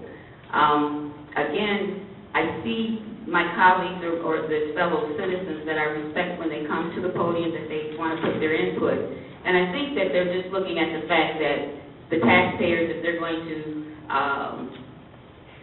complain about their own taxes or they want to have consideration for their own tax bill to be reduced, that's a harder hurdle to accomplish than it seems to be with the tax abatement system. So that's a separate thing for residential taxes, but for the business taxes, I do think that it is positive, and I do support it for both companies. And again, the report that the planning department did several years ago was the proof that these companies do pay their tax bills. They're not allowed not to pay the taxes, and I think the general public should really understand that it's a deferred in taxes. I had to pay taxes one year. My taxes were due April 15th, but don't think that I didn't take advantage of calling the IRS to start paying in July. Anytime I can put off paying what I need to pay, if it's legal, if it's well within the realm of legitimacy, then I may decide to leverage that. These companies, for whatever their business expansion expenses are, they decided to leverage this, but their taxes still have to be paid. And again, I challenge or ask, the planning department to pull that report so that anybody objecting to tax abatement, they can see that, again, the default in this program is minuscule. So it is a program that can work. The last comment I'd like to make quickly in terms of the question was very, very insightful for Mr. Frazier, Councilman Frazier, to ask about the diversity program. I think that diversity denotes opportunity and not obligation. And I'm hopeful that internally, perhaps these companies may form not just community outreach, but within their own organizations, that they may establish employee resource groups that represent the diversity within their company. GLBT, thank you. GLBT employee resource groups, African American, whatever groups of employees that they have that are multicultural or of different cultures, to establish these employee resource groups internally. Thank you. This is a public hearing. If there's anyone else that would like to address the council, you can do so at this time. Seeing none, we'll go to the public hearing closed. Councilman. I'll move item E, the Economic Development Initiative, as submitted in our agenda. Support. We have a motion by Councilman Pataki, supported by Mr. Frazier. Any questions, Mr. Moss? Yeah, just an additional comment.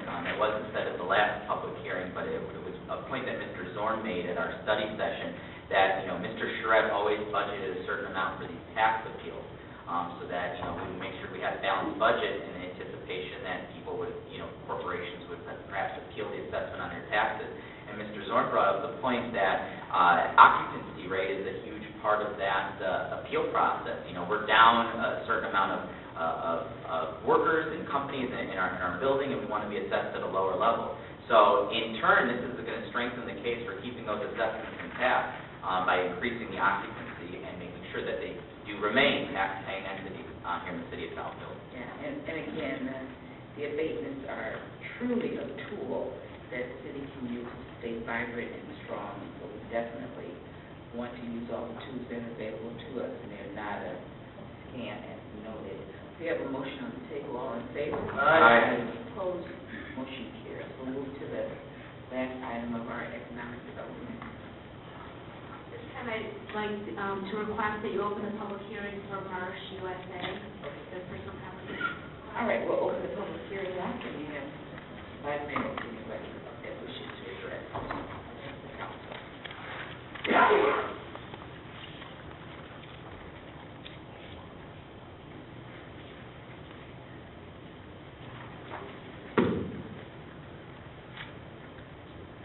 Madam President, my name is Gerard Mullen.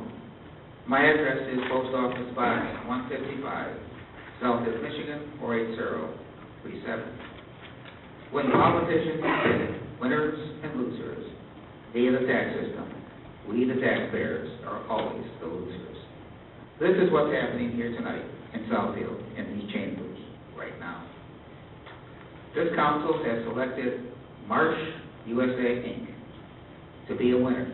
And by doing so, this council has selected, de facto, the Southfield taxpayer to be the loser. That's right, you and I, the taxpayer, have been selected by this council to pay Marsh's residual tax bill. This council will claim that there are no losers here, which is too good to be true. This council will state that a tax abatement is a win-win situation. That is, by reducing Marsh's taxes, that this will magically increase the city's tax base due to a new and additional investment in the city. And henceforth, we will all be winners in the long run. Nonsense. If you believe this, I have a bridge in Brooklyn. So, what this council purports to be a win-win situation is akin to the theory of perpetual motion. Scientists can dismiss the nonsense of perpetual motion with a controlled experiment. Likewise, economists can dismiss the nonsense of win-win, the economic equivalent of perpetual motion, with a thought experiment. bear with me. If this council is right, that by reducing Marsh's taxes, that this will magically increase the city's tax base due to a new and additional investments in this city, then why not do the same for all businesses, period? And henceforth, create an infinite tax base that will produce an infinite revenue for this city. And therefore, this city could afford to pave the streets with gold, even evergreen, in front of City Hall. It's nonsense, just like perpetual motion is nonsense. Another way I can illustrate that a tax abatement is really a scam is by asking this council to answer the following question. Extraordinary statements require extraordinary proof. What is this council's extraordinary proof? The hard evidence that tax abatements really work.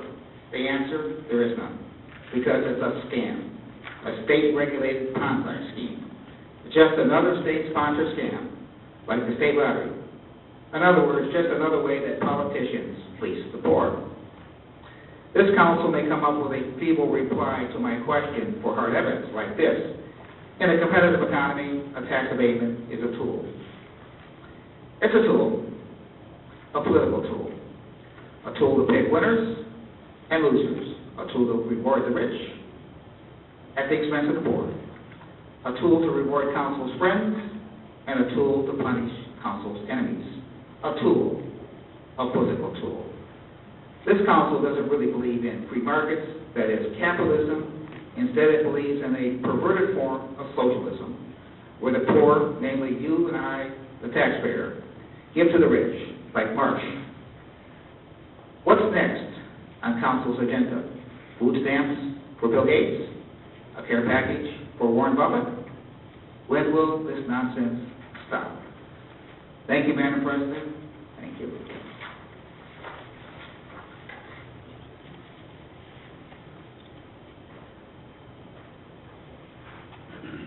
Ms. Anderson? Ready? You have 5 minutes, and the timer's already on. Okay, I have 5 minutes, and don't need to be reminded that I have 5 minutes until my time is up. Thank you. Pamela Gerald, P.O. Box 155, Southfield, Michigan, 4037-0155. My telephone number is 248-352. I'm sorry, that's my old number. My telephone number is 346-0439, and that is a Southfield exchange. Thank you. I just asked the young lady a question, and I'm not sure, maybe she can correct me. I asked her, was the lease up in Detroit? And she said yes. Residents have heard me say that Shelley and the other gentleman that was working on tax abatements often used tax abatements as a marketing tool to lure businesses from other cities. And I think it just proved my point. Now, what would have impressed me and maybe other residents with the amount of value that you have with your companies collectively, if you had moved to Southfield, been here for about 3-5 years, invested in the Southfield community and in these charitable programs, and give back, and then say, we understand that you have a tax abatement program and we would like to be considered for it. When you come into a city new and you're getting something, it doesn't really show that you're committed to the community. It shows that you got a deal and you came. And I just want to remind my Oakland County constituent colleague, Ms. Stephanie English, there was a company that was in Southfield that got away with a tax abatement, and you can do the research, Aerosmith. Aerosmith came and got a tax abatement. The company closed, and the city of Southfield chose not to go after Aerosmith to get their taxes. I don't know if they did it well after the fact that it was announced that they went out of business, but to my knowledge, the city didn't get their portion. So I want to end on that note and just remind the women that February 7th is National Wear Red Day to signify the #1 killer for women, which is heart disease. So they're asking all the women on February 7th to wear red, and on the 14th of February... Excuse me, Ms. Gerald. this is not an opportunity for you, thank you. You have no more sound. This is not an opportunity for you to do a commercial. We're conducting business here on this matter.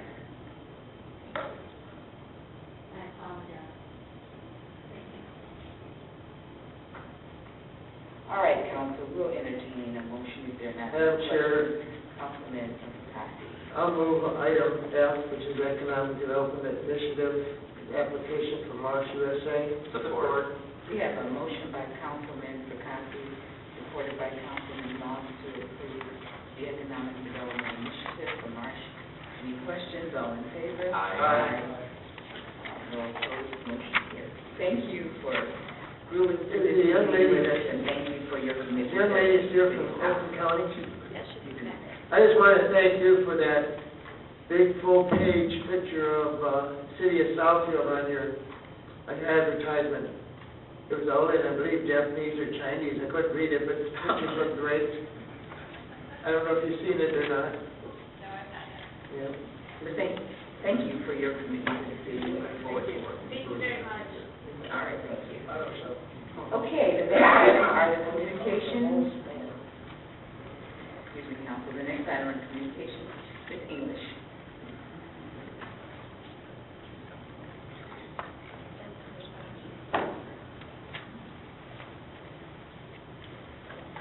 Stephanie English, 28735 San Carlos, Southfield, Michigan, 40076. I come before you because I would like to express some disappointment in how some of the information regarding the 12-mile Southfield project information was delivered to the council. Regarding the site plan that you guys approved on December 16th, which I am in support of, I first would like to state, I am pro-business development in Southfield. I've always supported all of the business development initiatives except for the Walmart project. And only the Walmart project was, my concern was size, scope, and density of the project. It was a size 12 foot trying to go in a size 9 shoe. I have followed all of the processes for the site plan submittal, including going to the site plan committee meeting and speaking to our planner. I have a problem with the fact that up until December 16th, that all of the presentation meetings, there was an indicator that the number of units had been reduced by the developer from 120 to 108. The presentation of the developer at the site plan meeting only talked about room numbers, of the number of apartments that he had reduced in scope. This was a big opportunity. I liked it. The 3 council persons at the site plan committee, they were all for it.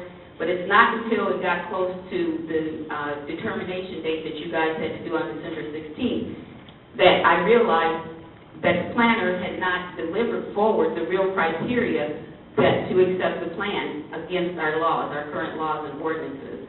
It was actually the number of rooms. And the number of rooms ends up being 69% over what our ordinances allow. In terms of the rear yard setback, when you do the calculations of what's required, the rear yard setback waiver is for 50%, approximately 50% over our laws and our ordinances. If we have laws and ordinances, we can't break our own laws and ordinances. If you have a development plan that now is one that you want to push forward, and I believe that in all circumstances in business, you might have to have waivers, you might have to re-engineer your laws and ordinances, but you are supposed to change your laws and ordinances to meet your needs. You don't get to break your laws, and the city department leaders, they're supposed to be our stewards, they're supposed to be the guardians of our ordinances, and I am concerned that the information delivered forward going to the Zoning Board of Authority meeting next week, that this is being purported as just a positive plan. Again, let me say I am for this project, but I believe the site plan committee members would possibly still require the developer to re-engineer this plan, not make it so dense. For example, the requirement for the rooms per our ordinance is 181. The developer on this plan is 316 rooms. And again, doing the math calculations, that's 69% over. I propose an easy solve in terms of the density that also helps with the waiver setback. The residents, the 4 homeowners could be impacted with a 50% reduction in their side yard setback. The building is 3 stories. For 3 stories, the rear yard setback is 100 feet, approximately 100 feet, 98.75 feet. If you want to now make your project be built 47 feet away from the property lines of these residents, then you knock a floor off the building. Somewhere along the line, the developer still should accommodate his plan according to our ordinances. Otherwise, our ordinances or rules aren't worth the paper that it's written on. I don't have a problem with anything pertaining to that development, but I think that there was some subterfuge or some smoke screen or just not delivering these hard numbers so that you can make a different decision. And I have a tolerance point for waivers, but the rules are there are no waivers that are to be granted in a business development unless there is an impact. In this case, this is just the design of his project, so he should be taking his design back to the drawing board. I can accept 10%, I can accept 20%, I can accept a 40% waiver. But when you start getting up to a waiver of 70% away from our law, then that's a problem. If the project is too dense, then send him again back to the drawing board. And in concluding, I did my research. Walmart didn't ask for all these waivers. They asked for a minuscule waiver of parking. Yeah, and your time is up. Thank you. All right, the next person is Pamela Gerald. Thank you. My name is Pamela Gerald, P.O. Box 155, Southfield, Michigan 48037-0155. For those residents that need to reach me, my telephone number is 248-346-0439. I am just a phone call away or a click away via email. I will always be an independent voice for Southfield. Last Monday, the City of Southfield hosted the 29th Annual Peace Walk presented by the Martin Luther King Task Force.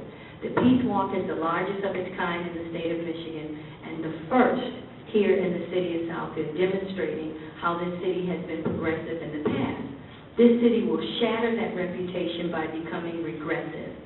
Council Chair, President Sylvia Jordan, Don Fracassi, Joan Seymour, and Councilman Sidney Lance are attempting to, again, limit the free speech during the communications portion of the agenda from 5 minutes to 3 minutes or maybe less. This is done under the guise of shortening the length of these council meetings. This city does not want eyes on Southfield or even checks and balances. This city refuses to be transparent and accountable for anything. This city won't even take responsibility for the condition of Evergreen Road right here in the front of City Hall. If you seriously want to shorten the meetings, I have 5 alternative suggestions, and feel free to write them down, Ms. Jordan. Number 1, eliminate all the pomp and circumstance during the presentation portion of the agenda. Enough of giving each other awards or giving basketball team awards because your son is the coach of that team. This information can be put in the Southfield Sun, the one newspaper that every Southfield resident gets for free. Instead of pageantry, take care of the people's business and not your narcissism. Remember that the residents are at the top of the organizational chart. You did a good job tonight. You abbreviated the consent agenda. Maybe you heard me in the COW, and that is to eliminate reading that consent agenda. It's really a routine administrative detail. The city clerk lets every resident know that that information is available online. So, for example, the residents don't want to know that there was a purchasing contract awarded to the paper group company of Uniontown, Ohio for over $52,000 for a year. The residents really want to know, was the bidding process open and fair? That's more important. Number 3, move the communications portion of the agenda directly after the consent agenda. Mr. Lance fought for this for many years and obviously for the right reason, and that is no resident should have to wait several hours or even after midnight to address this council. I purport this council uses that tactic to discourage residents from speaking up or speaking out against the city. And residents, if you lose your voice You have lost everything, like Cat Williams says, everything. Number 4, during the council portion of the agenda, stop your grandstanding and refrain from rehearsing your long-winded re-election speeches. And finally, number 5, amend council's rules of procedure by adding a Cinderella clause that all future council meetings will adjourn before midnight. And there are several council members here tonight that are so concerned and obsessed with where I live, and I want to know why. Have you ever wondered, the two of you, and you know who you are, whether or not all the elected officials actually live in the city? So I'm going to challenge the two that's here tonight that's so obsessed with where I live to find out if every single elected official lives in this city and ask them where they live and where's their PRE. And I have a few more times because I time a little bit more time. I time my speech to 3 minutes and 30 seconds. I want to again remind the residents that February 7th is National Wear Red Day to signify the #1 killer for women, heart disease. And on February the 14th at the MGM Grand Hotel, the American Heart Association is hosting the Go for Red Women's Luncheon. Dina Centofanti is going to be the host. There'll be health seminars and a silent auction. So we're red February 7th. Thank you.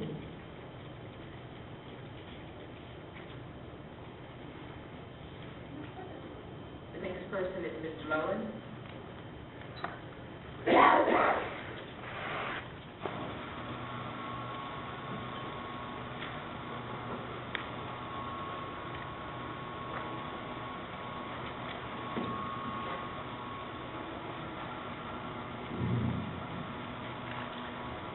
Madam President, my name is Gerard Mullen. My address is Post Office Box 155, Southfield, Michigan, 48037. Tomorrow will mark the first anniversary of the defeat of Walmart, a great victory for this city, led by no general, no Napoleons here, just a coalition of mere residents, ordinary folks, just like you and I.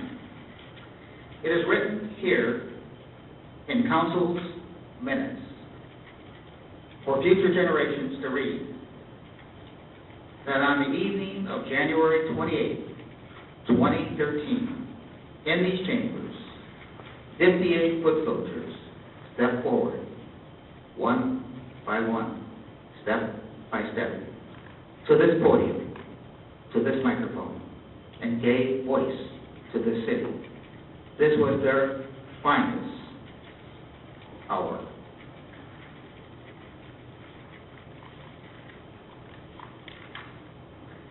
"48 nays, 9 yea, and 1 agnostic."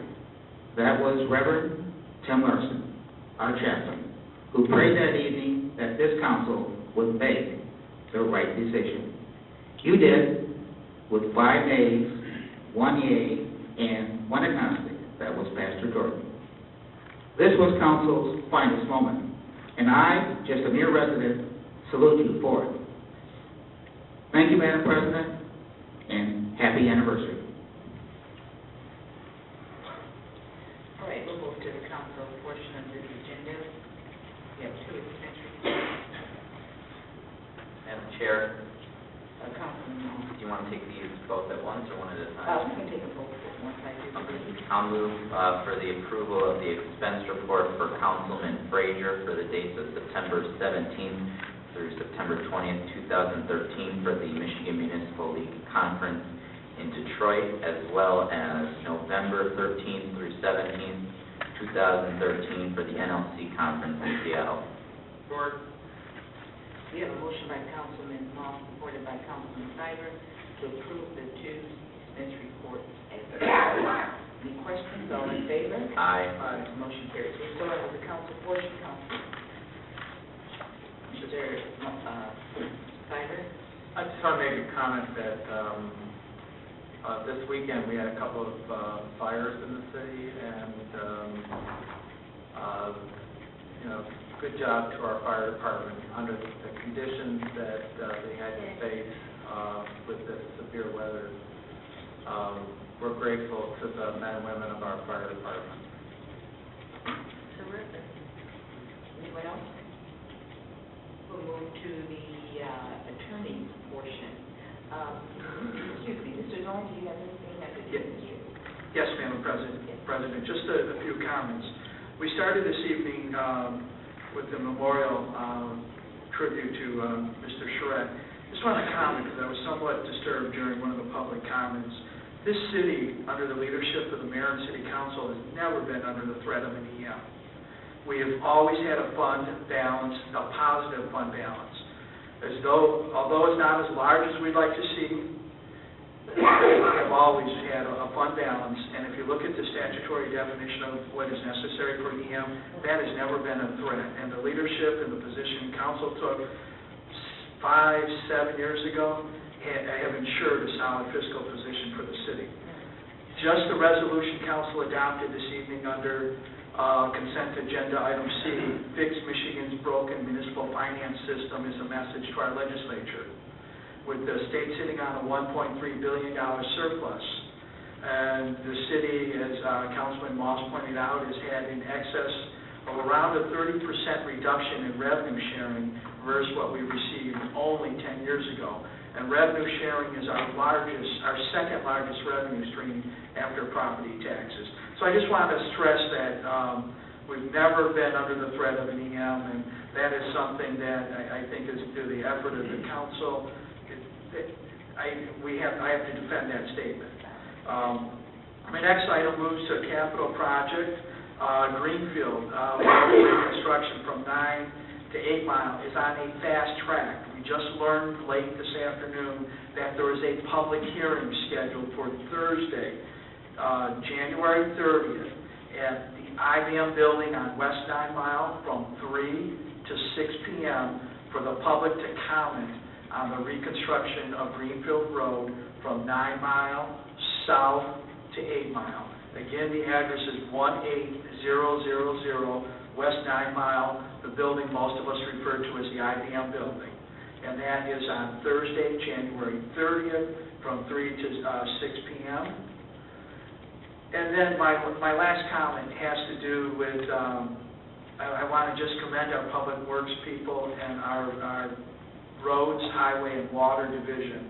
We have had record snowfall and what is appearing to be record temperatures as well. And I want to just commend them on the job they've done in keeping our streets clear. We've had challenges from equipment, the sheer volume of the hours have been working. I believe that since Christmas, our men and women have had only 3 days off. They've been on mostly 12-hour shifts. We've had challenges with salt, but I think as I travel our neighboring communities, our roads are in good shape, and it seems like we just can't get a break from this snow. So I wanted to acknowledge the men and women in our public, in our highways and our water department. Thank you, and I really do appreciate you echoing the comments that we've never been under the, even considering an emergency manager. And, under the communications portion of the agenda, we do have to get comments from the public. It may not be factual, they don't have data to support it, no relevance to our agenda, and many times just critical of the city. But thank you very much. Comment. And it has to do with Greenfield. You said it's from 9 to 8, and this is what we've been talking about all the time. But if you go, 300 yards north of 9 Mile, the road is starting to deteriorate just as bad as it is south of 9 Mile. I don't know if that can be included in the, I know it's an open county road, but I think that's a comment that should be made at the meeting, and let the county hear that as well. The initial scope focus is 9 to 8 Mile, but you are correct that there is an issue just north of 9 Mile as well. do you know what room that hearing is going to be in? I'm sorry? Do you know which room at the IBM building? The notice does not say, the meeting will be held in the conference room cafeteria. That's on the first floor. Okay. Off the lobby. Is that it, Mr. That's it, yes. All right, we move to our attorney's portion of the agenda, Ms. Ford. Thank you, Madam President. The first item that I have this evening is the establishment of a pilot ordinance for River Park Place. This matter was reviewed before the council at the January 20th, 2014 Committee of the Whole meeting. In essence, the proposed ordinance, and I do apologize, there were a few changes that were made to the ordinance subsequent to your packets being assembled and delivered, and I put a revised draft in front of you this evening. And in essence, what that does is add that the sponsor here would be entitled to avail itself of the pilot where a mortgage loan is obtained either from MSHDA or a federally aided mortgage, and that's really the changes, and it's highlighted on that draft is that we included a federally aided mortgage as well as a MSHDA mortgage. So as discussed last week, the intent of this ordinance is that River Park Place, which is now going through a refinance, would be exempt from taxation by the city, from ad valorem taxation, but in lieu, they would pay a 4% service fee, pilot fee to the city to basically reimburse the city for city services that are provided by the city, police, fire, those type of things. If the council is so inclined, we've asked that the matter be introduced and enacted as an emergency ordinance. Our understanding is that the proposal would be taken before MSHDA on February 15th. The application would be due, and it would be helpful to the application if the ordinance was in place by that date. And so the only way to accomplish that would be if the council would review this matter as an emergency ordinance tonight. And would we introduce and enact in one motion, or would you introduce? You could do it in one motion, it's fine. And again, we've cited the section of the charter that allows you to do that, 4.19. Okay. I move Mr. Schreiber. I move the establishment of the pilot ordinance for River Park Place and the immediate need to enact it. 63. Ordinance 1620. So, support. Are there any other questions? We have a motion by Mr. Schreiber, supported by Mr. Frazier, to introduce and enact ordinance 1620 as an emergency ordinance. All in favor? Aye. Any opposed? Motion carries. Thank you. The second item that I have this evening relates to the existing purchase agreement that the city is party to with Oakland Community College relative to the former Ramada Hotel property. As council will recall, the city acquired the property over a year ago from the county based on tax foreclosure. The city has since embarked on the demolition of the existing hotel and then entering into this purchase agreement with Oakland County Community College.